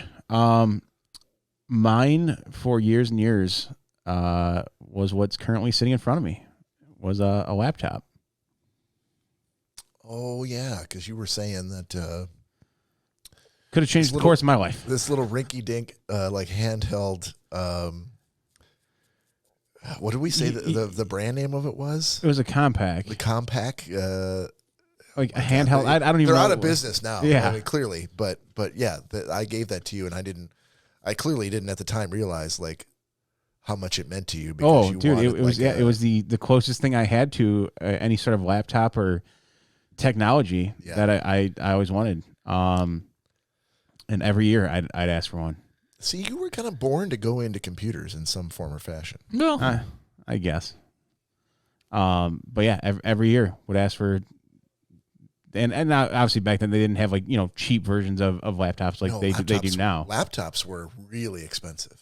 Oh, when they first came out? Yeah, like Gateway. I remember going on the Gateway website and they were like $2,500. Well, your parents never had a laptop. They always bought tower PCs. Yeah, we had tower PCs. My dad had a work laptop later on in his career, but that meant nothing to him. As a matter of fact, it got stolen out of his office one day. Did it really? Yeah. That's a whole nother story. So yeah, clearly he didn't care about laptops. Yeah. But yeah, it was something I always asked for. And until the ripe age of 34. No, it could 34. Be. It could be 30. You're really bad with age math. 33. We've talked about this before. 33. I was able to buy this. So only took. He goes like a couple years ago. Oh, let's see. I was born. What year was I born? Carry the 4. It was some sort of crazy math. And at the end of it, he still didn't know how old he was. Oh no, I was born in. That was one of the funniest conversations I 87. It was ever had with you. Oh my god, I was 5 years old, so it was 80. Well, no, because in 86, I wasn't even born. No, okay, so in 97, That's what it was. It was like I was like 7 or 8. Something happened like oh, how old were you when Alias was on TV in 1988 or 1993? And he was like, let's see. So can we? My dog was 5 when I was 2, and carry the 3. Can we add a segment? We add a segment where Cory has to physically turn in his chair. He can't look at his computer because he'll figure out an algorithm or a program to do it for him. But where he has to turn, and we have to say, how old were you when this happened? At this point in time, and we read an article about something fantastic that happened in a year, and we could say, in 1994, this show came out. Let's have another segment of how old was Cory at this point in time. No, we can't do that. And you know why? Why? Because we don't do Danielle's Word Box anymore. So what does that mean? Because there's because we don't want to pick on people. It's clear. Yes, that's what we're doing. Because we don't do that enough. Yeah, really. Yeah, to do that would be like picking on me for being old. So we don't do that. I don't do that. We don't have a segment for it. Right, yeah, that's true. So as long as there's not a segment, it's okay. Every segment is based on that. I mean, I think about it all the time. To be fair, yeah. To be fair? To be fair. To be fair. To be fair. To be fair. To be fair, Bob. So you are slightly older, but I don't see you as being older, if that makes any sense. I appreciate your use of the word slightly. Well, I mean, I don't think like, oh, I'm hanging out with this older guy. I just think, well, Cory, I don't. I see you as an equal. That's all I'm saying. Cory literally calls me his uncle. No, that's not me. That's just too nice because he doesn't want to say like one of his dad's friends. One of my dads, who my dad, he's dead. Wow. He's gone. Wow. It's like one of his friends. One of my father's friends. I don't know why, but for some reason that really hurt. No, it's all in jest, sir. But so for those of you playing along at home, since we just played To Be Fair, you should have had a big shot right about that. And we talked about me being old again, so that's two drinks for you. We can actually get a shot ready right now. Do you remember? Make you feel better? Do you remember? It was like almost a year ago where I suggested like we need to make a Schnozzcast drinking game. Yeah, we could do that. Let's get the Schnozzcast off the ground first before we're well off the ground, sir. We're like an hour 25 into it. I think he was talking about it as a whole. Yes. Oh, not successfully this episode, off the ground? Yes. Oh, well, that's going to take more than what the three of us can do on this segment. So to piggy tail off of your Defender, yep.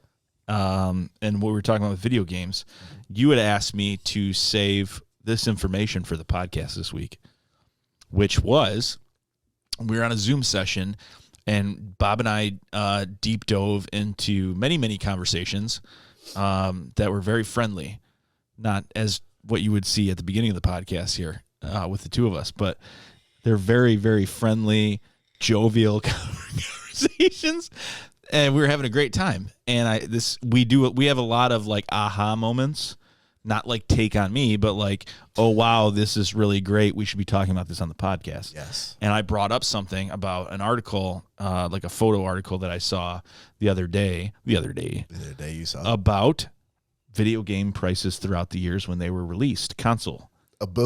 About video game console prices when they were fucking released. And I said, Bob, this is so interesting. And he said, no, leave it for the podcast. I don't want to hear it. And I said, no, but we can do both of them.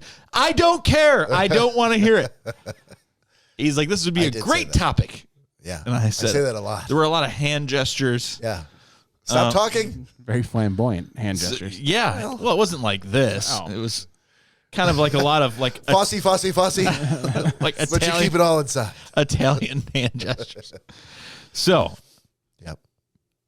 Whenever you guys are comfortable, we can touch on the video game console prices throughout the years. I think we're done with your existential question. Yeah. But we can move on to something else, and we can come back to this. We can do whatever. Well, the next thing I was going to do was bring Todd on for Gentleman's Agreement. So, we can do it after that.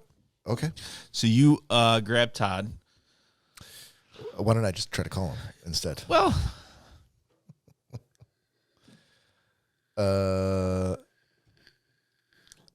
hold on a second. Connect to the mixer. There it is. All right, Todd Dillon, calling you.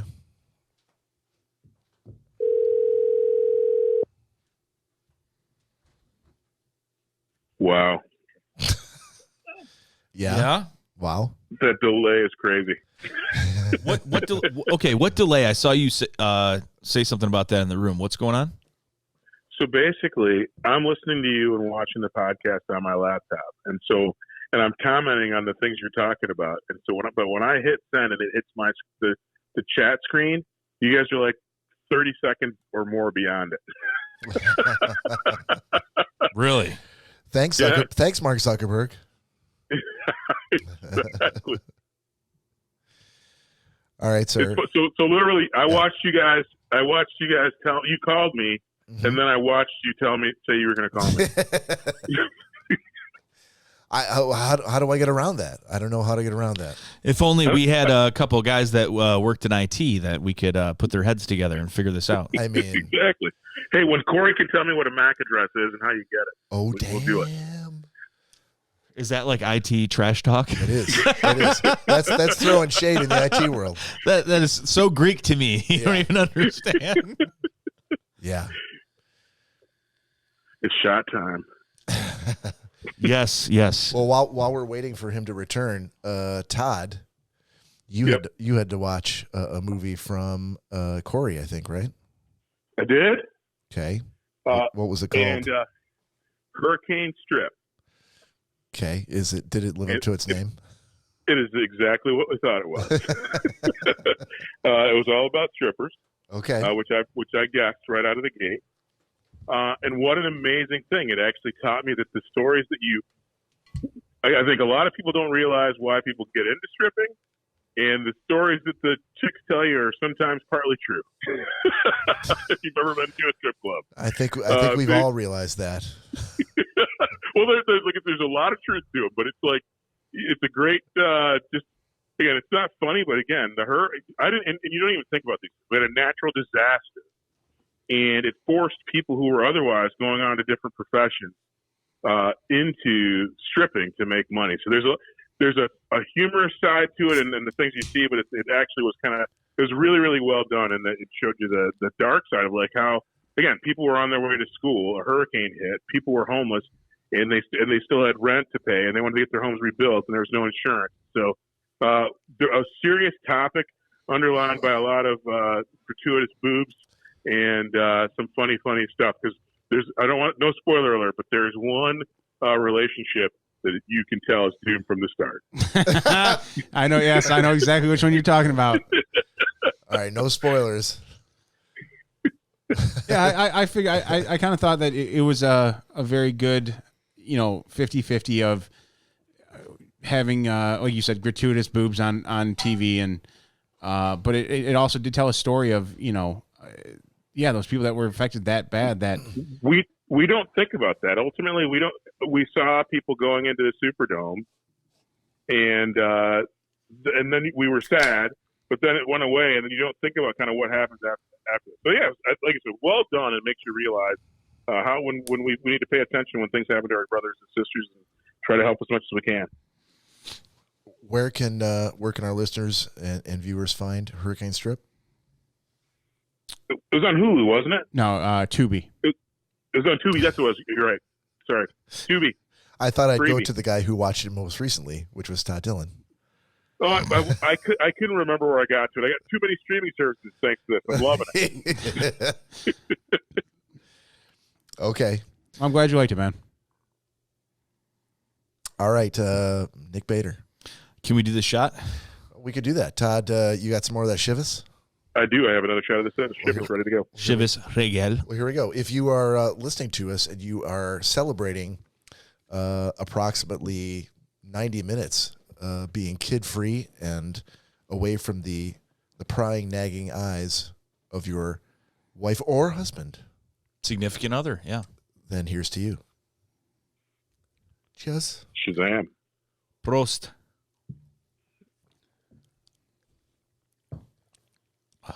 All right. Woo!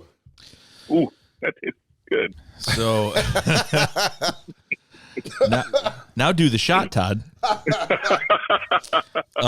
So I was given Hidden Figures by, I believe, Danielle. It could only have been Danielle. Which makes sense. Makes the most sense. It makes a lot of sense. So I had worked a very long, hard day when I was given Hidden Figures, and but that's not the day you watched it. Yeah, it is the day you watched it. The day I watched it was when I had a long, hard day, and it was it was like, you know, deciding to take a double dose of NyQuil and then lay down and watch some TV. You just know that's not going to happen.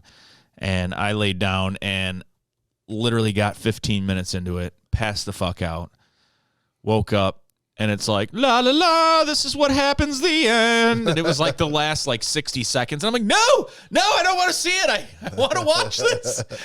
And I rewound it again. I was really upset because I'm like, at first I was very angry because I was like, okay, this is really pissing me off because I fell asleep during this fucking shit. And then I'm like, you know what? This movie deserves for me to watch it. I've fallen asleep through much, much, much better movies that I know I've wanted to watch. I love where his brain goes. And I'm like you know, you deserve to watch this movie. It could be a really fantastic movie. And it was. I watched it a couple days later, and it was a phenomenal movie. It was about the African American women who really held NASA on their backs during the space race, and it was so interesting. But again, decided to stop hating women forever. Yeah, I mean, it turned me into a totally different person.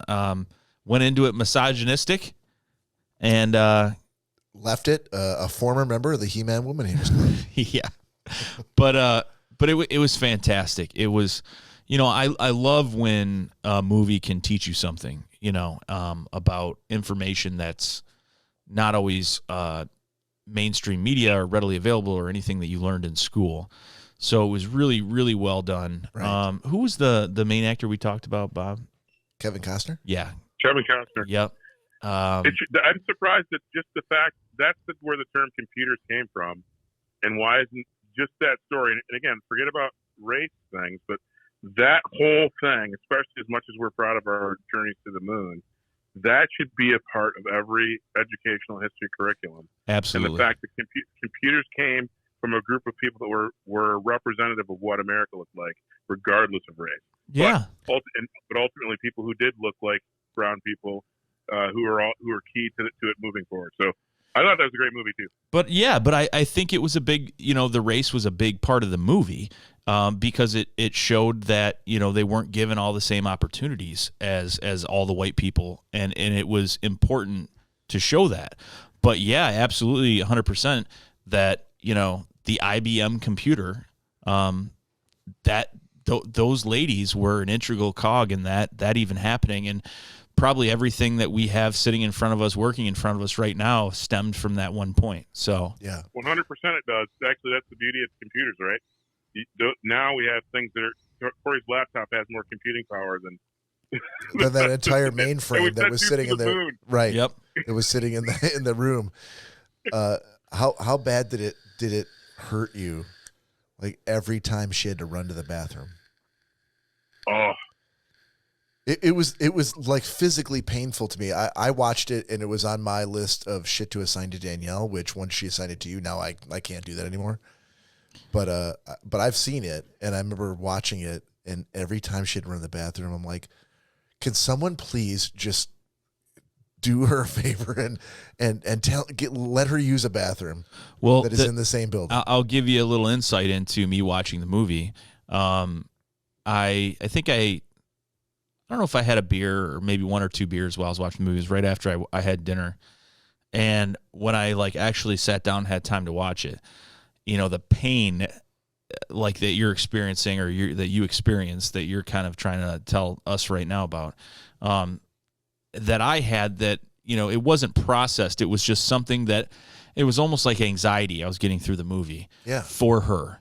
And exactly when the head boss, when Costner came out, after she finally flipped out and you could see the gears working in his head, and I was hoping he was going to do what he was going to do, but I had no clue. I'd never seen the movie before. Right. So when he came out with a crowbar and started busting down that sign over the restroom, I literally stood up and was like, yay! Yes!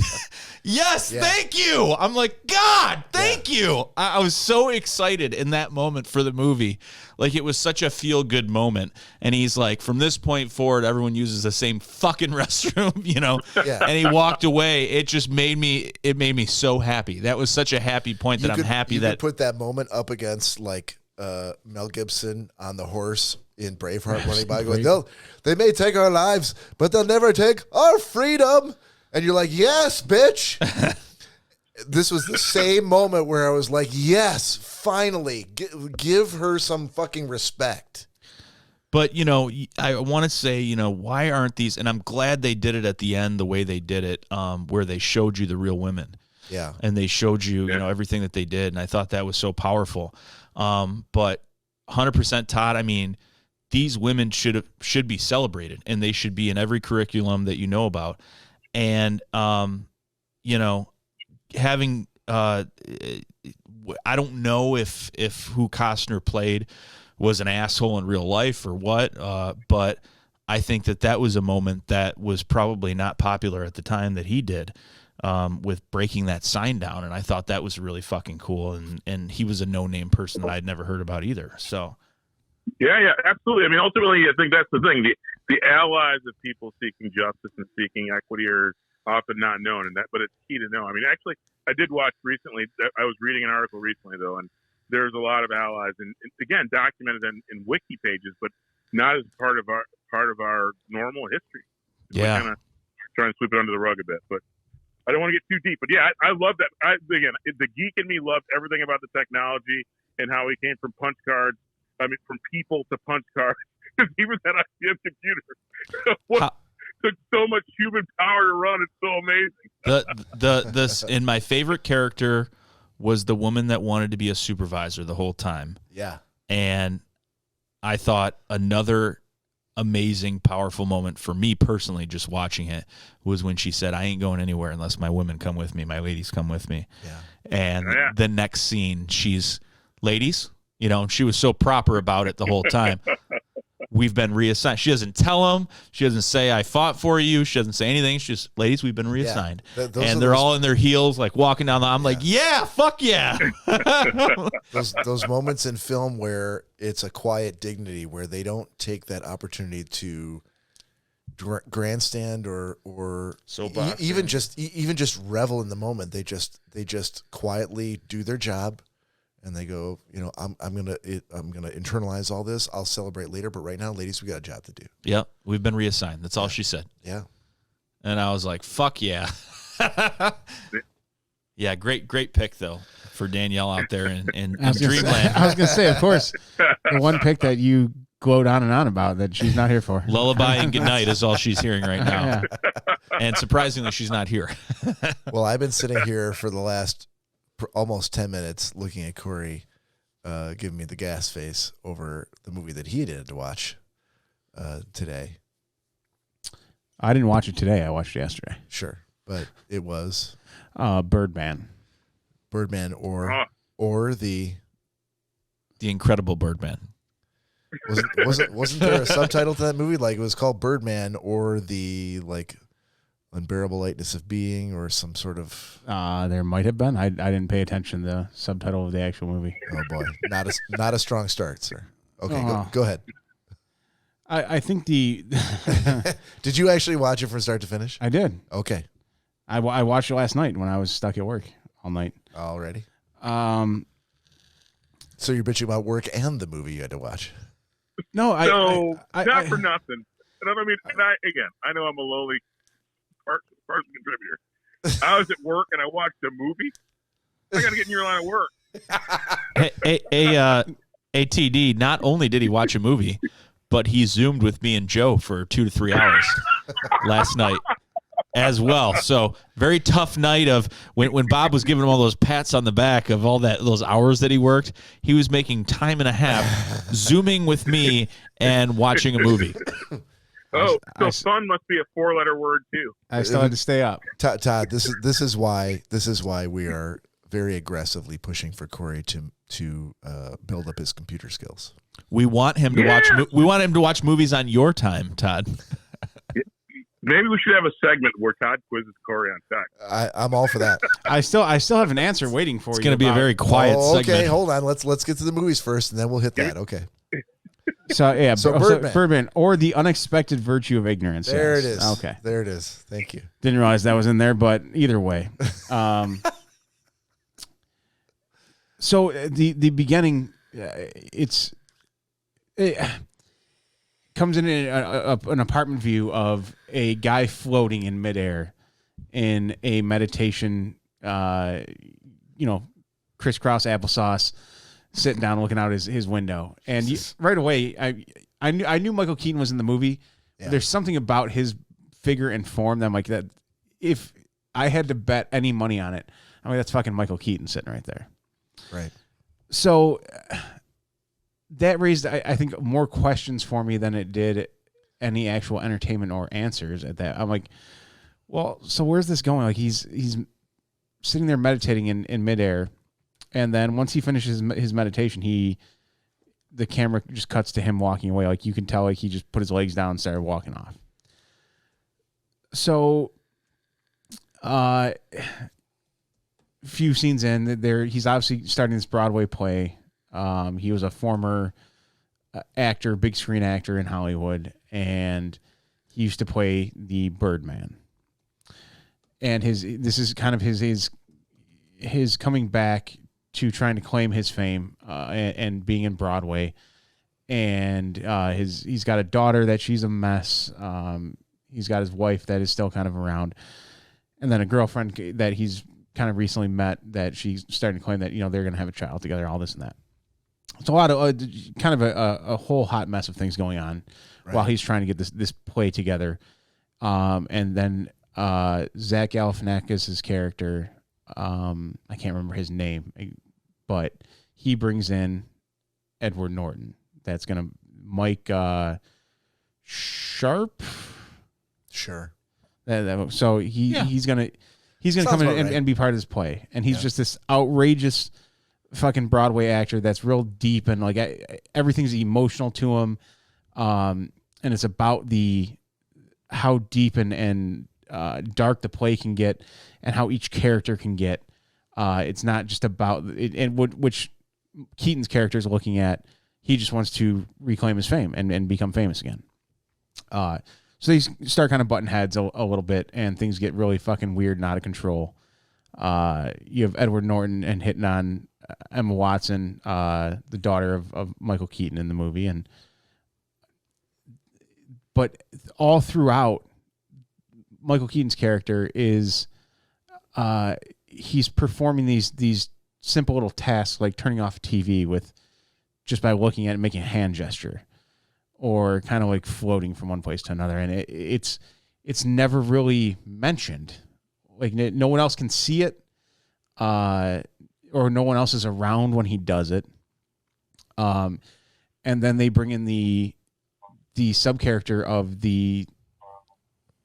I won't say it's not the Birdman at first. It's just a voice in his subconscious that is talking to him, and it has a similar sound to a certain man that might be a bat.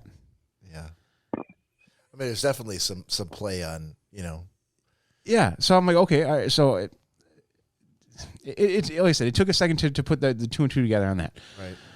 But he has a subconscious character that's talking to him, and he's trying to ignore that character. And the play goes on, previews start, things are up and down, and then there's finally the point where he kind of hits rock bottom. And he goes out, gets a bottle of whiskey, gets himself drunk, falls asleep on a stoop, and wakes up to that voice, that subconscious voice. Mm-hmm. And now they finally put a figure, an actual human or character to that voice. And again, very close to Batman. So I'm like, okay. Batman. Batman, yes. Like Spider-Man. Batman. So I'm like Jewish superhero. Like Phil Batman. Yeah. So like, okay, like is this supposed to be a complete reference to Batman without using the actual Batman character? Batman. I needed that last one, Todd. Thank you. No, I think it was I think it was just a sort of a play on sort of a double entendre on his history as having been Batman.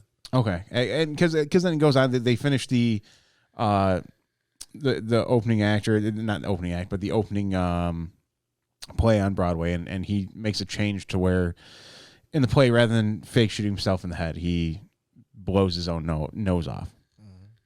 And in the hospital room, after he's had his face reconstructed and all that, he goes to the window and it's like, oh, again, all these times that these quote unquote, superpowers have been shown of him moving stuff or being able to float or fly. It's not been, it hasn't been known if it's just him in his own mind or if it's an actual thing. So he goes out the window, and then Emma Watson comes in, and she's asking, "Oh, Dad, where you at?" And she looks out the window. It never actually shows him flying, but she just starts looking up and cut. Right.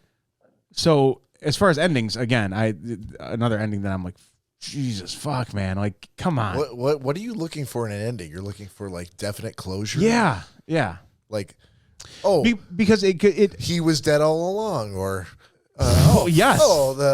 That sled, or that thing he kept talking about, that was his sled when he was a child. You're looking for that very like one of these days, yeah. So you didn't like The Sixth Sense? Is that what you're saying? No, The Sixth Sense was great because it had closure. You knew he was dead. Well, for the most part. I haven't seen this movie before. Thanks for telling me now. Let's spoil one at a time. It was a good movie. It was way deeper than I expected it to be. I'll tell you, I've always loved Ed Norton. Besides, like, maybe American History X, I think to me this is like the second best that he's done as far as like a deep emotional character that, like, he really got into that role. And okay, it was there was a lot of questions brought up during it that I didn't expect to have that about the movie. I just figured, like, okay, it's a Michael Keaton movie, it's a Birdman, whatever. It'll be kind of a not cartoony, but characterized, super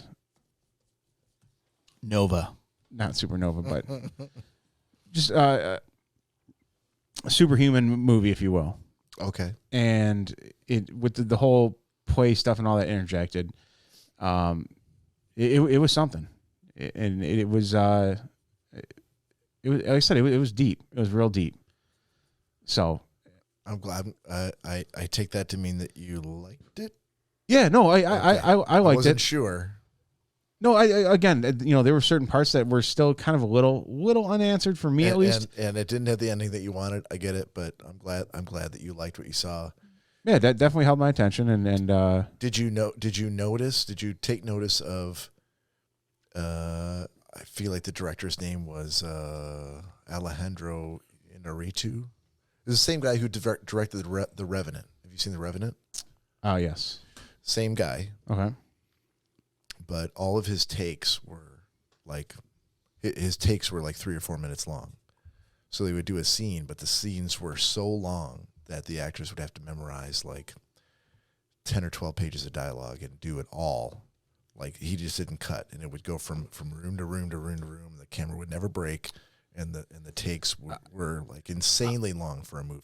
I did notice that because there was a lot of actually going down through like dark hallways that really had no point or play on the movie. Right. So that makes sense now that you're telling me that, because especially when they were in the Broadway building, they'd be going down stairwells or going through back hallways. Yeah. That would be a good 10 seconds long of the camera following them, but you couldn't see anything because it was a dark hallway. Right. But they would do like a scene on stage that would take like, 2 or 3 minutes to do this full scene, and then they would follow one of the actors or actresses down this hallway and then end up in somebody's dressing room. And they do another scene, same take, that would go on for another like 3 or 4 minutes. That is pretty impressive. Yeah. And now looking back on it, I said that all kind of comes together, and I can see how that was shot. Yeah. So, yeah, good pick. I never thought I'd hear those words. Wow. Nice. All right, so I had to watch The Good Doctor, which I think was from me. Nicholas. Yeah. So this was it's a series on Hulu. I want to say there are like 3 or 4 seasons in. I watched the first 2 episodes. Mm-hmm. So the whole story is about this guy who's got what does he have? He's got autism. He's not just autism. Savant syndrome. Yes, he's a savant as well. So he has a history with the guy who's the head of a hospital, a very well-to-do hospital downtown, whatever big city that they're in, who has some history with him as a younger man, but now he's a medical resident. And he's lobbying in the first episode. He's lobbying for this autistic savant to be a medical resident coming in on staff. And he's getting all sorts of pushback from everybody else on staff. Why would we take an autistic person? And he's, arguing for, let's do it for all of the reasons why we would do it for any other person of color or person of, this disability or that disability.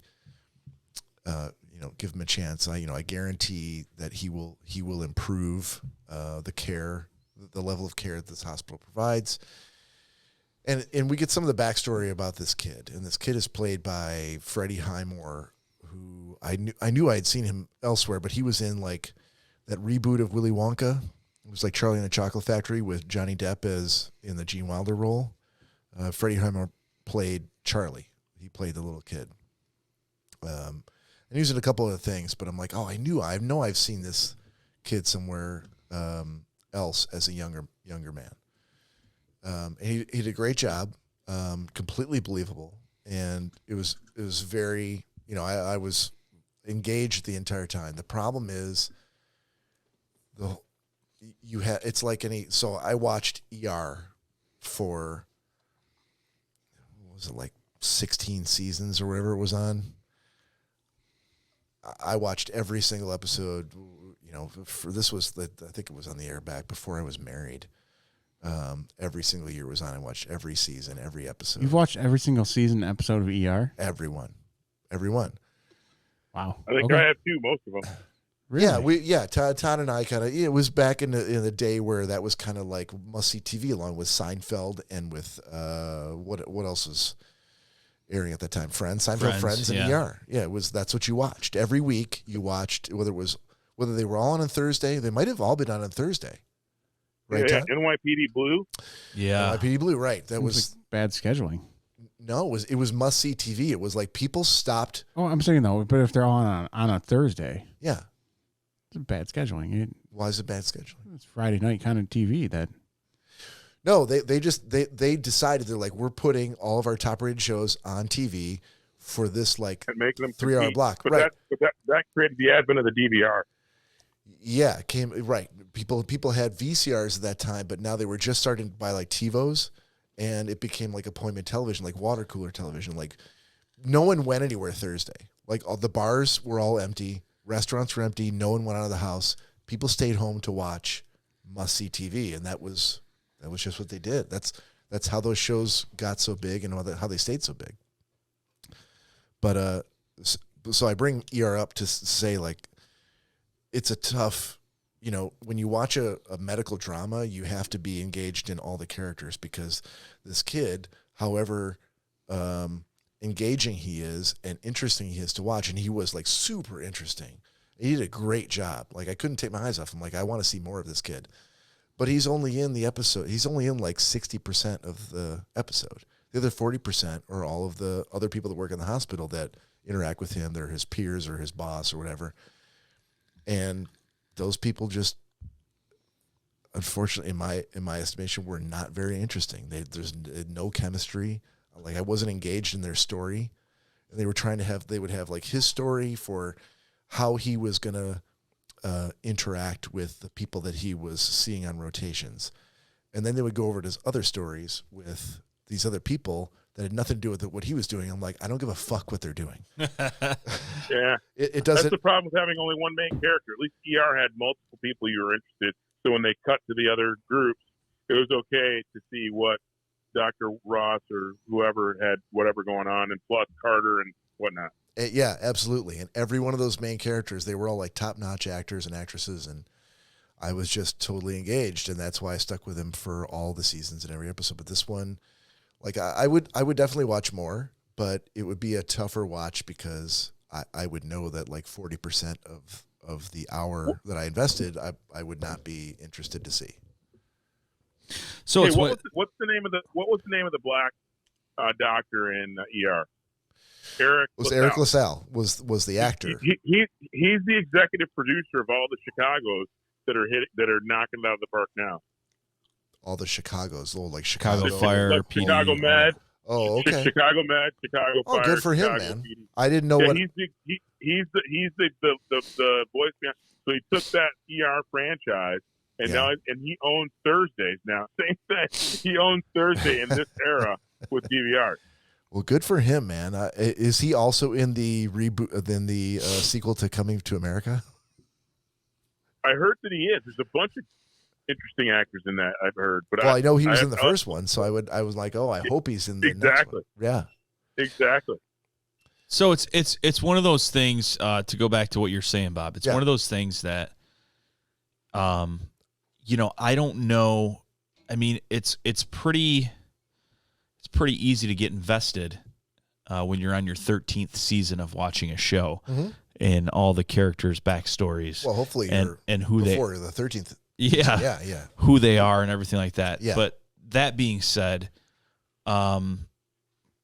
before making a complete judgment of if you like these characters or not, you probably should see more than 2 episodes because they're, throughout the first season, it can be typically pretty bumpy for most shows. Even Seinfeld was, saying that they didn't really know or they couldn't really find themselves until like the third season. Yeah. I would agree with you, Nick. My only question, the one interesting bit is if you look at the crew from that ER, a bunch of them went on to be big time. Juliana Margulies, that Eric LaSalle, a bunch of them actually did big things beyond. So I'd be curious to see, to Bob's point, whoever the other backstories that he doesn't care about, are they? Because that's been the Good Doctor's been out for like 3 or 4 years, hasn't it? I think they're in their 4th season right now, and that's the thing is that other than the kid who played the autistic savant, was really really good, and his friend, I cannot remember his name. It's actually been a while since I've seen the show myself, but Richard Schiff was the actor. He's a very, very, very good actor who's been in a bunch of other stuff. You're talking about the older guy? Yes, who takes head of medicine. Right, yeah, I really like his character. Oh, he's a fantastic actor. He really is. That guy. I mean, he's very believable. But other than those 2 guys, I didn't recognize any of the other cast, and that unfortunately was to their detriment because if I had recognized any of them, I'd be like, oh, okay. But then clearly, like something happened with them over the course of 4 seasons, and they kind of hit it big, or at least resonated with the audience. But like I'd never seen them or heard their names. Yeah, so. and maybe you're saying retrospectively as well, but I would say that when ER first came out, I mean, other than George Clooney, how many people recognized all the supporting cast in ER first season? First of all, no one recognized George Clooney. At the time, because that's what made him. Made absolutely. Him. He other than that, he was Roseanne's boss on Roseanne, and that was all he had done. He was in The Facts of Life. Like no one knew the fuck George Clooney was. And I wouldn't have recognized him, and if you Bob, I wouldn't have known. That's funny. He was nobody's on. He was. But he was top. That's the funny thing, though. He made himself in that. He made himself in that show, and you could tell. So you were interested in his backstory, even he wasn't ever really the main character. This is no knock on the people that are in The Good Doctor. No. But I'm unfairly comparing them to one of the greatest medical dramas of the last 30 years. It's difficult to do. Yeah. So 2 points. One, I would say that in the first episode of ER, while it was probably gripping, people probably had some of the same reservations. They probably said, I don't know who these actors are. I don't know. I'm not interested in their side stories. This Clooney guy, who is he? I like him. I like him a lot. Yeah. You know what I mean? Right. Now that we know The Good Doctor's been out for quite some time, you can say, okay, well, I've only seen these characters in The Good Doctor. Yeah. So clearly they can't be that fantastic because I haven't seen them anywhere else. I haven't seen, we have and we haven't. I mean, there's a lot of people from ER that went on to do great things, but there are other people that I thought did a pretty fantastic job in ER that I haven't seen in anything recently. Right. That's true. You know what I mean? That's very true. And it's like, what the fuck? What's going on? Why aren't these actors out here? Because to me, I was at that must-see TV point in my life as well. Watching Seinfeld, watching Friends, watching ER. Right. I wasn't able to watch ER as much. I don't know if it was the time frame, my age, what it was, but I did love it, and it would be something I'd like to go back and revisit. But I do remember a lot of really good actors in ER that I don't see nowadays. Rest in peace, Malik. Who's that? Malik in ER. Very, very minimal part in 260 of the episodes. Recently died, 59 years old. Oh, he was like an orderly. In most every episode, Malik was the character. Todd, you're breaking up a little bit. I don't know. Your signal's a little bit weak, unless it's mine. I'm got my phone right next to the mixer though. But who else was it? What, Noah Wiley, wasn't it? Noah Wiley was in it. Is he in things recently? Yeah, he was in a 4-season thing on TNT about alien invasion of the Earth. Well, I I ended up watching that because it was Noah Wiley. Exactly, but we're I'm living in a different world now where ER had the lead-in of Seinfeld and Friends, and it was to keep people watching all night long. And The Good Doctor is in a world in which people don't. There is no more must-see TV every night. Well, also, it's tough when to you get. think of medical dramas, Yeah. you go to ER. That's what you think of. That's what you know. They yeah. were kind of trailblazing at the time. You're hitting on the head, because even that Chicago Med, I'll watch it if I have to. if I have to. I'll tell you this. I don't know if you guys ever follow Dr. Mike on Facebook. Awesome guy. I follow Dr. Robert Medicine. No. Younger doctor on Facebook. He does a lot of man on the street stuff, where he goes out and just offers his services to people on the street. Like, hey, Okay. is there anything you ever want to know? I'm a doctor. This is what I do. He's actually super popular now. Okay. But he did a picture-in-picture of him watching different medical shows and things like that. And during the show, he breaks it down. He'll put the definition at the bottom of the screen. Cypomyces plasmosis. What they're talking about here is basically when you go in and do a surgery, they have to do this. Yeah, that's spot on. So he took apart the Good Doctor. It's canker. Yeah. Canker of the esophagus. Yeah. He took apart the Good Doctor, and he said, I will have to say this. He said, savant syndrome. And he said, first of all, he played the part of somebody that's autistic fantastically. He said there's no eye contact. I can see, he's they don't like touch or physical things, or they even a lot of autistic people they show at a young age, and he's explaining everything, but he'll say that they teach them how to fake human interaction because it doesn't come natural to them. Yeah. So whether they don't feel comfortable saying certain things, they say, well, this is what you should be saying, to kind of make them a certain level of normality, give them, But he did say about the Good Doctor, he's like, there's a couple medical shows you watch, he's like, no, this would never happen. But he did say, he goes, dude, they are, as far as their diagnosis and things that they talk about, they are spot on. Just so we can close this out and go to new assignments, I will say that Freddie Highmore, playing the lead character is enough to make me want to watch more than the 2 episodes. I don't know that I could say the same thing about ER. You know, they didn't have like one lead character that was that compelling. It was a great ensemble, much better than the Good Doctor. Yeah. The sum of the whole was much better on ER than it is on the Good Doctor. But the lead character on the Good Doctor is far and away enough to make me want to watch and see how he does and how he progresses and what sort of challenges he has. So it was a good pick. It was a very good pick. Okay, let's.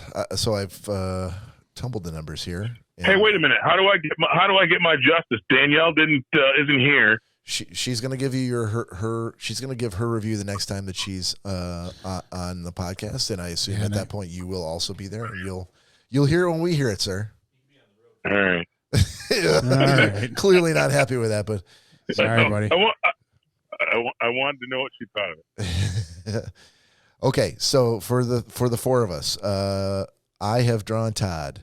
Todd has drawn Cory. Cory has drawn Nick, and Nick has me. So, Todd, you for the last couple of weeks, you've seemed to like immediately like rocket in with your pick. So, do you already have something for Cory you want him to watch? I do. So let's hear it, man. And I even have 2 backups. You have a backup? 2, because I don't know if he's seen him before. Oh, okay. Well, go ahead. He's listening. So, Cory. Yes, sir. Have you seen this? This is the end. I have. Good thing you got a backup. Dogma. I have seen Dogma. Okay. Oh boy. This is not a movie, but a series. Eastbound and Down. Come on, dude. Yes, I've seen Eastbound and Down. All right, Todd. If that has exhausted your list of backups, we can. No. Okay. No. Keep going. I'm gonna have to reimburse you for it because you got to pay for it. Oh, American Skin on Prime. Yes, I've seen it. American Skin. Yeah. That's not the one you assigned to me. No. Okay. All right. Jim. Todd, we can go back and come back. We can come back to you. All right. Okay. All right. So, Cory, you've got Nick. Nick, you have Fuck That's Delicious on Hulu. Well, that's a great pick. Okay. Have you not watched that? I have not watched that. Wow. Okay. It's right up your alley with the cooking stuff. It's right up your laneway. Right up your laneway. And I don't like either analogy. Yes, you do. That's Hulu. It's a series, so watch the first 2. I guarantee you'll continue on. Okay. All right, Nick, you have me. Okay. Again.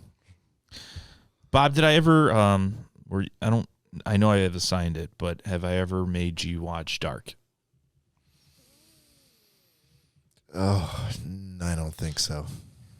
Wow, are you upset by that? No, I think, but the problem is, I think I've heard, and I half remember reviews from everyone else. That you had to go through your list to see if you've watched it, so you can't remember that much, right? I mean, I'd be happy to watch Dark. I mean, do you recall what it was even about? It's about lack of lighting in the room. No, so watch Dark. All right. I think it was far enough away that he's gonna enjoy it. Yeah, I'll give you that. But you'll give who what? No, I'll give Nick the idea that because you assigned that to me. I did. So we'll have to set some ground rules off air. Yeah, I think what I said, what I was talking about with Todd, and we were kind of all debating this, but I haven't seen many movies. So I haven't seen as many as you guys have. So where it may be easy for, you guys to pull up a file of your, your movie catalog of hundreds and hundreds of movies you've seen, I have not. So I get it. Yeah, the fact that, I mean, we would honestly have to get to a point where I'm constantly in my free time watching movies only in hopes that I might find one that I would recommend to someone, also while watching my gentleman's pick. I'm not going to lie. I think that's a great arrangement. I feel it is because yeah. I know you and I and Todd could probably go on for years. Yeah. with what we've seen. Yeah, we're this whole podcast is about catching you up to where we are, which I would do nothing in my free time, but like, I watched 5 movies that sucked. I can't give those to anybody. I feel like that's a great week for you to spend. No, I in the study of cinema, sir. No. All right, hey Todd. I'm here. Okay. Have you seen Waking Life? Waking Life? Yeah. I have not. Oh, that's what you got, sir. Waking Life. Got it. What channel? I have no idea. Channel 5. Okay. I will look it up while we're doing like pick of the week. No, that's fine. I can find it. I'll look it up. Yeah. I got some Google game. I think it's Todd. I think it's on Googles. You'd be fine. I think it's on the CW50. Exactly.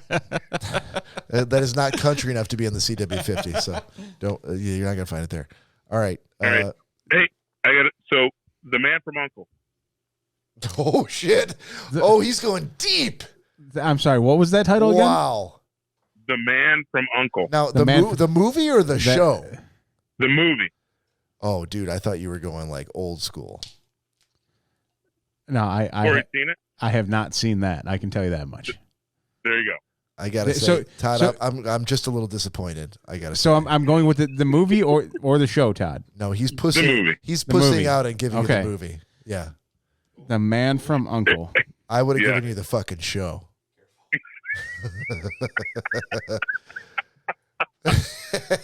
I like good reviews, Bob. Cory, have you ever seen Bonanza? The Rifleman with Chuck Connors. I like good reviews. Well, look, so let me just for the record, Todd, you have to put that aside. Put your feelings aside and be prepared and embrace the fact that you're going to get a shitty review. That's true. You're going to assign something to most likely Cory, probably also Nick, that they're not going to like, and they're going to tell you that they don't like it. No, I'm 1 for 1 with Nick.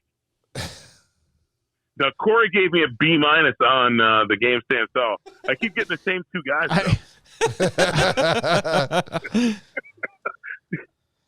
Todd, I'm a tough critic on movies. Sorry, buddy. Not a B-. I bawled like a girl. Well, actually, I want to say that. I bawled like a bitch in the middle on an airplane watching that movie. When that kid died. Watching what movie? When the Game Stands Tall. When the game stands tall. When the young kid gets murdered. I thought you were talking about This Is the End or some other. No. I cried like a baby in the middle seat on an airplane across the country. I usually tended to save my crying like a baby for the hotel room when I got there. That's why maybe can't get me to watch that What About Marley movie on the plane. Oh, fuck that. I can't see dogs dying, Bob. They're not your dogs. Just imagine those are dogs that shit all over the carpet, that bit a kid. Dude. That refuse to eat their vegetables. Come on. I can't see dogs dying now. Horses getting punched, I laugh at. Look, not every dog is a rock star. Look, and this is what we'll agree to disagree. No, we won't. This is what new parents tell prospective parents. Not every kid is special. Yeah. Most are not. Some kids smell like sour milk and urine. And in the same vein, not every dog is a great dog. Some dogs are assholes. Hey, but based on my watching of OA, all you need to do is bite said dog and he'll get in line. And I actually have proof. Remember, I bit Scrappy Dog at the Teak House, and he acted right with me after that. Yeah, and from that point on, everything went well for the Teak fraternity. Houses burning down multiple times. Yeah, they burned down 2 houses. Yeah, okay. They killed 2 dogs. Hey, before we go on to the pick of the week, Todd, I got to tell you, I'm a little bit disappointed with you that I haven't gotten any compliments from you on my shirt. It looks like Gumby, damn it, but I can't read the frickin' writing. It's Voodoo Donut. Oh, yeah. Portland. Fuck. Portland. Thank you. Todd, I'm upset too. Now that I see it, Yeah, because there was quite the story behind those fucking voodoo donuts. Yes. I don't remember much of that story other than fighting with the homeless people. Yeah, well, yeah. We don't have to relive that on the podcast. Long story short, berated a homeless person, threw a bag of donuts down a hotel hallway. Yeah. And then passed out immediately after. That was for the hose, right? Hose got to eat too. All right, Cory, let's do we have a graphic for pick of the week? We do. We've always had throw that up there. Okay. Well, there you go. Todd, if you have something, put it in a glass and do a shot with us, please. Will do. Have you killed that Chivas yet? Oh no. Okay. All right. This is from my thing. Cory, steady. This for your homies? Steady, Cory. Steady. How full is that? It was it's a black shot glass, so it was very difficult on the black tablecloth to see. He didn't even pick it up on the table. He's already wiping his fingers off. You can't see the level of liquid inside, so it's very close to the top. It's not very close. It's over the top. Yeah, it's like an infinity pool, basically. All right. All right, I'm good. Cheers. Cheers. Salute. Wow. Woo! Yeah, that was full. Todd, kick us off. You got a pick for the week? I don't. All right. Good. Moving on. Good kickoff, Todd. Good kickoff. Cory. Way to kick us off. Cory, you got a pick? I do. And my pick of the week for this week, when I scroll up here and I can find it. Way to cover. I'm going to go with the Rain Design computer stands. What? Explain. So I sent you a picture of it, and I sent Nick one too when we were on one of our Zoom calls. Dude, we're too busy drinking and you talking. Can't quote me on that. Okay, explain it again. So, it's a stand for. I got one for my laptop and one for my iPad. Yeah, and they are aluminum aircraft grade. Wait, hold on there. Aluminum aircraft what grade. Are they? As Mike would say, right. aluminium. Exactly. Stands for both products, and they're built and shaped just like the stands that you would have for like an Apple monitor, and so you can put cords and all that through the back and have everything very organized. But the build of them, when I got it for Christmas, the boxing, everything absolutely amazing.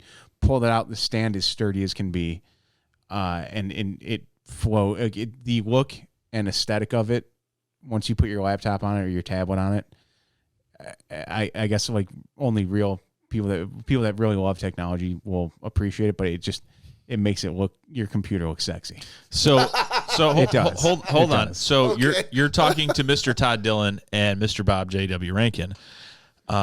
Who clearly know nothing about technology. So would they be able to would they be able to chime in and say if this is a practical purchase or this is something that actually makes sense, or is it just all aesthetic?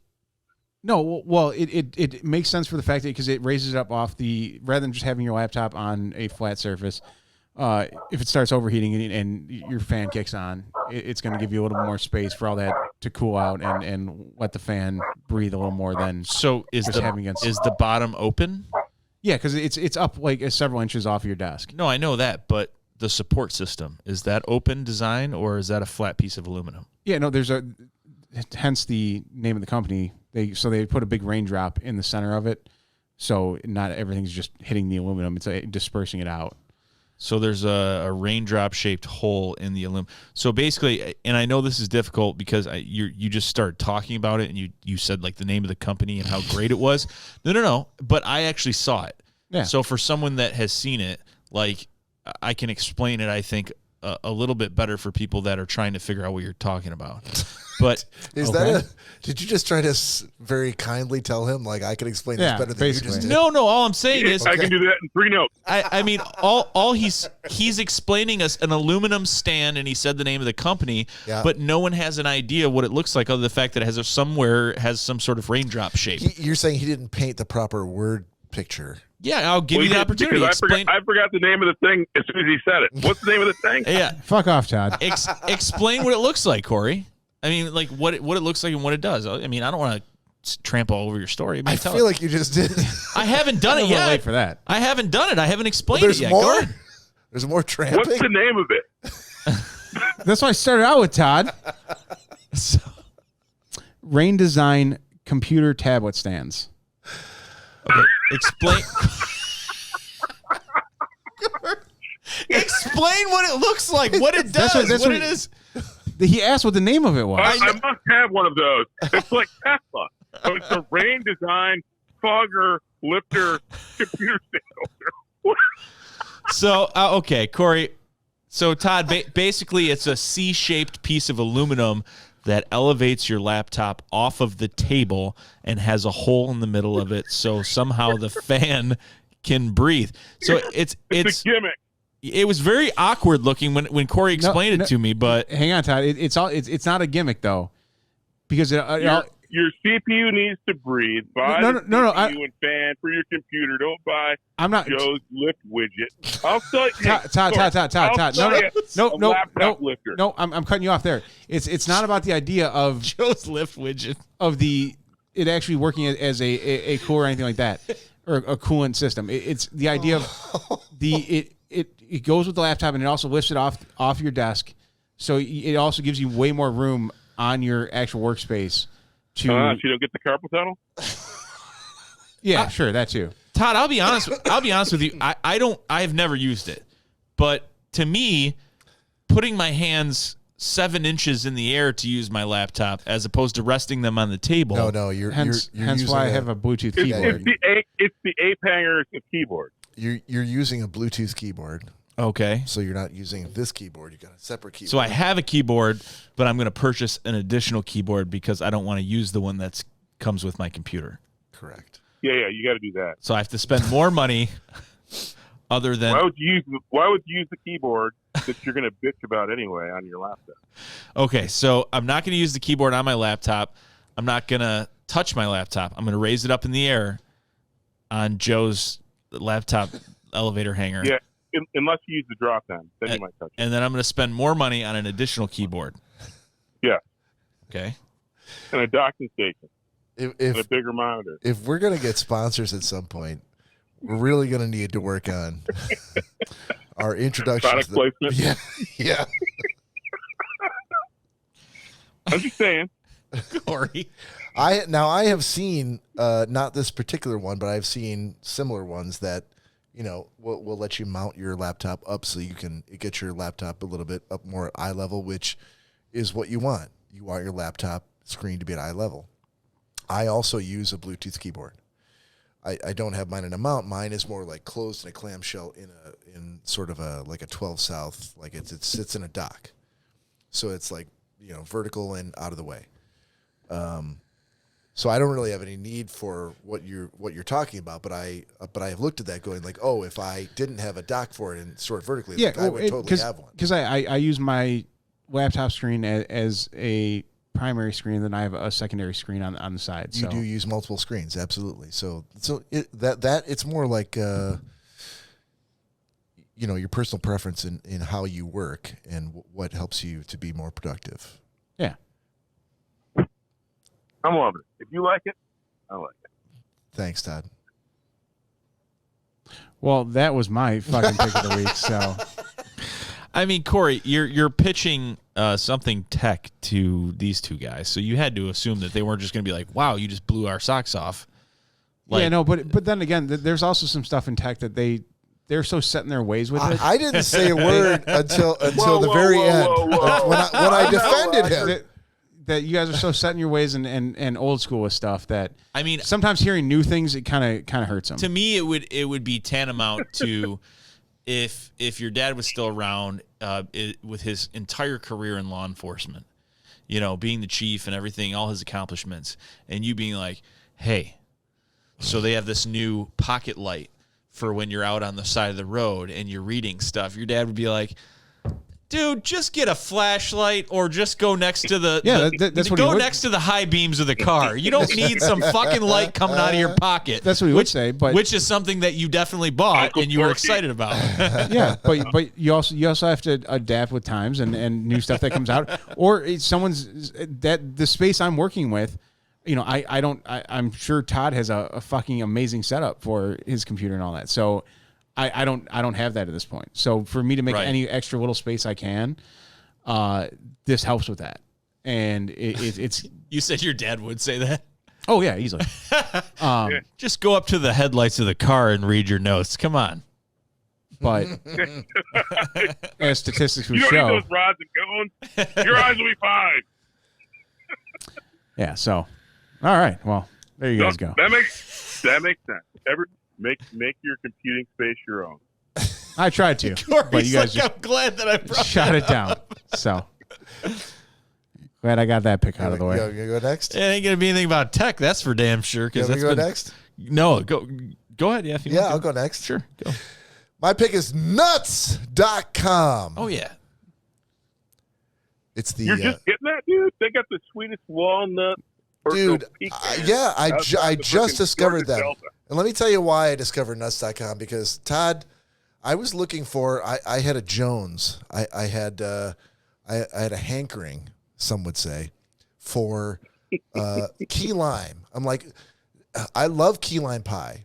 There's only two of us here that do, and you and I. Yeah, You Cory and son I of a love bitch. key lime pie. You son of a bitch. And I'm like, does anybody make key lime pretzels?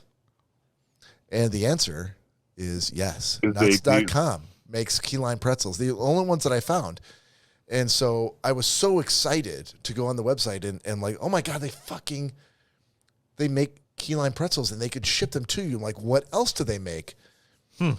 And so, so 4 days later, I got a 4-pound package in the mail containing my key lime pretzels, as well as some raspberry yogurt pretzels, some dark chocolate raspberry espresso beans, and some dark chocolate malted milk balls, which are all fucking amazing. You So just made me think of my favorite Christmas song. What's that? Chocolate salty Oh balls. yeah, go ahead, Todd. Go ahead. Not today, baby. No, come on. Ooh, suck on my chocolate salty balls.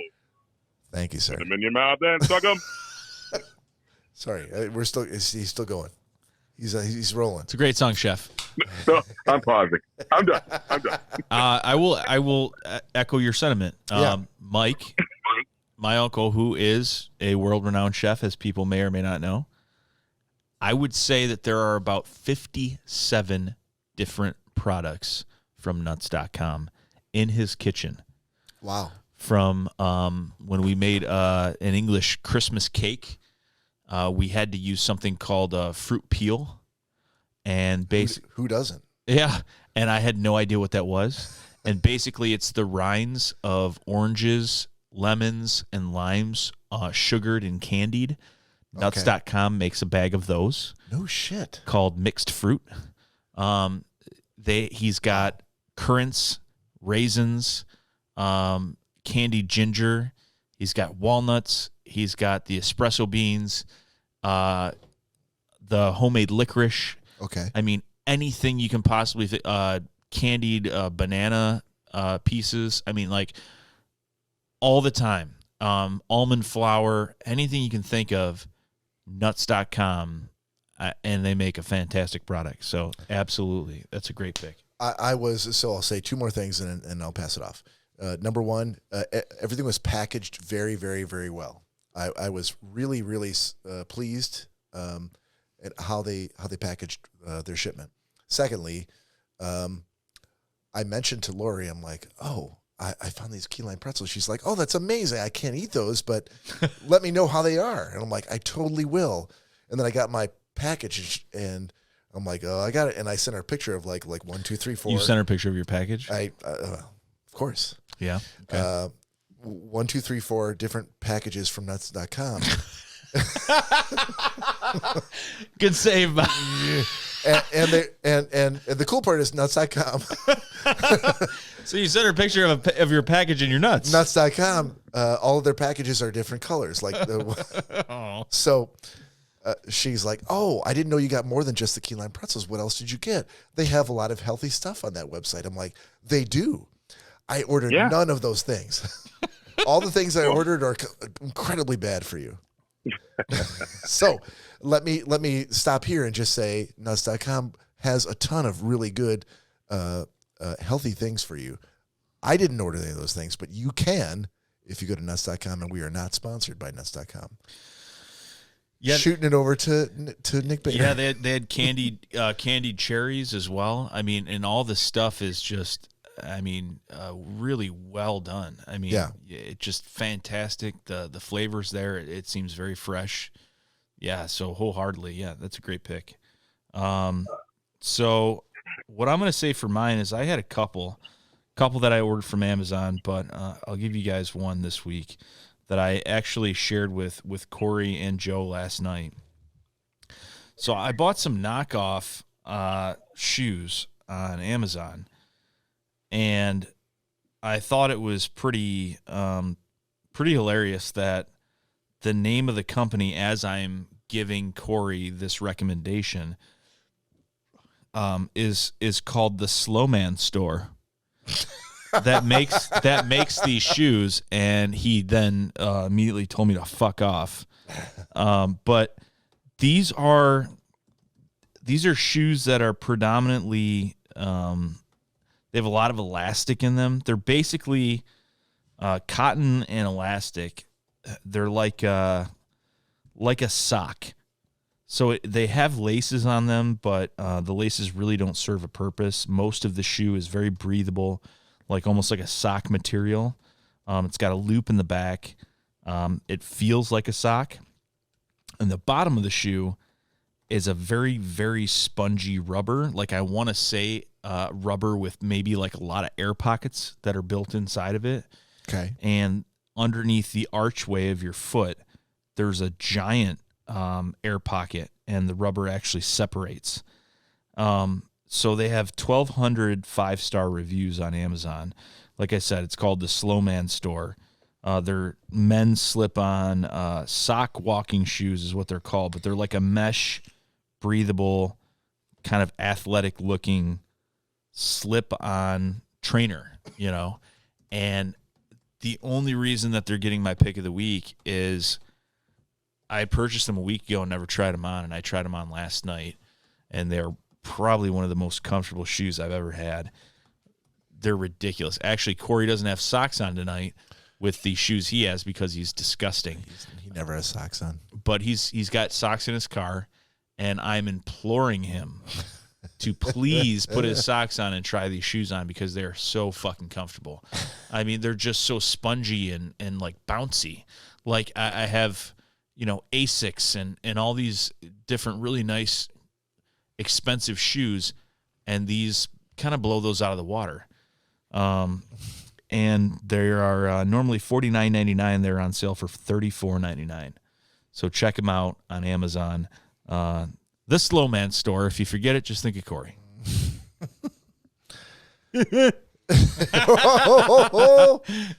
Todd, you there? Yeah, I'm here. And I actually, now that you guys have gone through, I actually do have a pick of the week because I haven't shared it before, and it's as old to me, but many people might not know. I can't wait. Penzeys, P-E-N-Z-E-Y-S, Penzeys, for all your seasoning, master chefs and whatnot. Penzeys is one of the best suppliers of some of the coolest seasonings on the planet. Wait, hold on. Last week, didn't you also recommend some seasoning?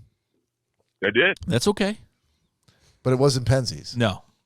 It was not. Dude, when you have 3 great big green eggs, you need a lot of seasoning. No, I'm not poo-pooing Todd's intimate relationship with the various spices and seasoned meats. But I just didn't know if this was like a different avenue, like up a different laneway than the previous spices. Last week he endorsed Malcolm's last week. Yeah. So Malcolm Reed, as a as a barbecue pit guy is the bomb. He's the real deal. And like I said, he allows people who like to create on their own to be a little bit lazy because everything he does is solid. Now, Penzeys, though, is different. So if you're not talking about grilling, now you can use Penzeys things for grilling, but for your overall cooking needs, Penzeys is the way to go. So if you've been to the store, Bob, you've probably seen a spice called onion powder, right? I have. You just gave me a confused look. Yeah, many people buy onion powder. I own onion powder. There you go. And you use a little bit of it for every time, right? Just a little bit. I own an alarming amount of onion powder. Oh, that's good. Then you are advanced. But one of the things that adds real depth to your onion powder is smoked onion powder. Yeah, I don't have any of that. Or toasted onion powder. So you're saying I could get toasted onion powder from Penzeys? From Penzeys. Shut if you want the front door. depth to your spices, yeah, and they make it. And again, a staple when I was younger was Lowry seasoned salt. That's the gold standard. That is the gold standard. Oh yeah. Salt. Well, Penzeys has a regular seasoned salt that kicks Lowry's in the nuts. Come on. Hold on. No one has ever kicked Lowry's in the nuts. Not Penzeys. in 35 fucking years. Penzeys has a regular seasoned salt. How that dare kicks you, Lowry's sir. in the nuts. And then, you know what they do to double up on their game? They provide a smoky seasoned salt and a spicy seasoned salt.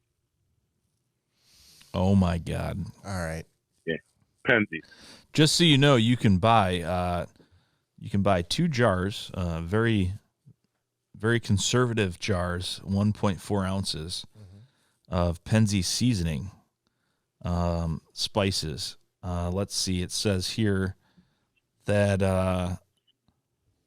these are salt-free spices, but Just so Nick, as you're reading that, the interesting thing is, so they're talking about the regular spices. So when you go to the store, you'll buy Cajun seasoning, right, Bob? McCormick's or Mahatma or what you need, or all the different. Yeah, I buy Mahatma seasoning all the time. Mahatma does rice. Never mind. Mahatma does rice. But Weber, you'll buy those seasoned salts. What if there are different degrees of that? Penzeys has many. They have a Galena seasoning, which is a Cajun seasoned salt is actually very true Cajun cooking, which does not start with a hot spice, but actually just has a more broad range of Cajun seasonings. And so Penzeys, you can get all the. If you want depth in your seasoning, Penzeys is the way to go. If you want to talk about some cool barbecue rubs, you go to Malcolm's. So, but Penzeys is my call for this week. So for people that don't know, it's Penzeys. It is available on Amazon. So you can get their Fox Point and their Northwood seasoning. Fox Point. Oh yeah. It says it's a light flavor. I'm sorry to cut you off. No, go ahead. I saute my chicken breast and chicken thighs in that Fox Point, and I make a chicken noodle soup with it, and it's amazing. And if you actually read off the ingredients of the Fox Point, if they have it on it. So the Fox Point says it's a light and flavorful seasoning for vegetables, poultry, fish, and salads. The Northwood said it's a perfect mix for chicken and fish. Luckily, you can get both of these. So you know there's a 12-ounce beer, just comparingly speaking. This is 1.4 ounces, and you can get both of those for a stunning $34. But to go down and explain, let's see if they have the ingredients list for. Hold on. We don't don't necessarily think they need do. to. We I don't are think not they do. sponsored by them in any way. No, they don't. They don't have it. But let me just say, Todd, what do you think the odds would be if we reached out to Penzeys and asked if they would sponsor us? 0. Well, thanks, Nick. It's probably true, but I'll give it a 0.1 because zero times anything is 0.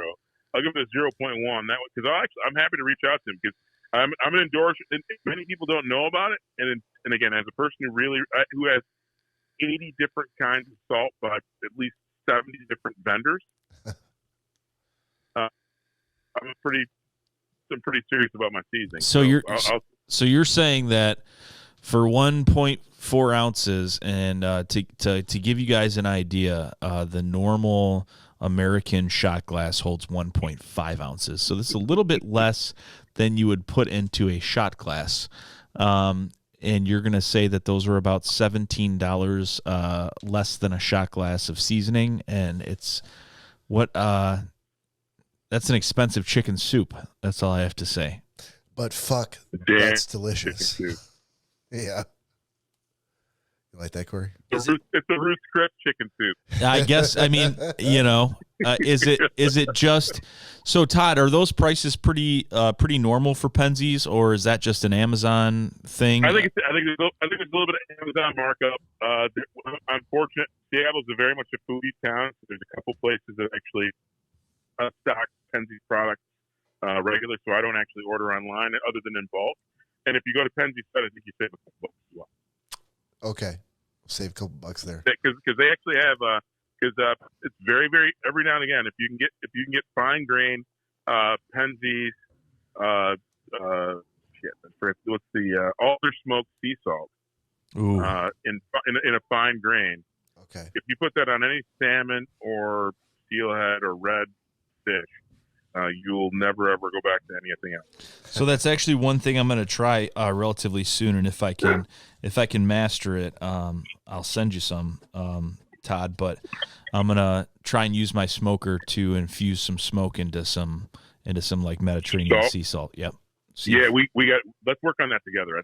I'm down with that because actually I went to a really cool salt and spice shop in Portland last year before we got into the craziness, and I got some birch smoked salt, which tastes and smells fabulous, but I haven't found the thing to marry it with. And again, as a person who loves to cook, and I know you're on the same wavelength, when certain salts and spices touch certain meats and vegetables, they're beyond compare.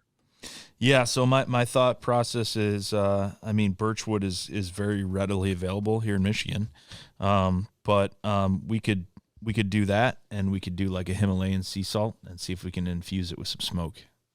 I'm with you. Actually, the only thing I'm going to be a little bit this is Iceland birch, which I'm sure is a different breed. Sorry, you're breaking up a little bit, Todd. I was going to say the funny thing is and this isn't to be, but the cool thing was. The birch smoked sea salt that I got is from Iceland. Oh, from Iceland, you said? Yeah. So it's Iceland birch, which will be a different breed than what we have. But again, it's just those differences add that's why I have 80 different kinds of salt. Yeah, sounds good. Outstanding, sir. Great pick. Thank you. All right, gentlemen, I think we're ready to bring this to a close. You sure about that? Think so? Sorry, man. I know you've been working on trying to fix shit for like the last 5 minutes. No. I just want to make sure we were good for the outgoing process as well as okay. the incoming. So we're good. Okay, good. Everything okay? It is now. All right. Well, thank you for tuning in. Please join us next weekend for episode 109. We will be live probably on Friday night. Most likely. 9:30 Eastern? Sure. Yeah, 9:30 works for me. Sounds good. Join us then. For Schnozzcast, this is Bob saying so long. Nick? Have a good night, everybody. Be good to yourselves and each other. Cory. Good night, everyone.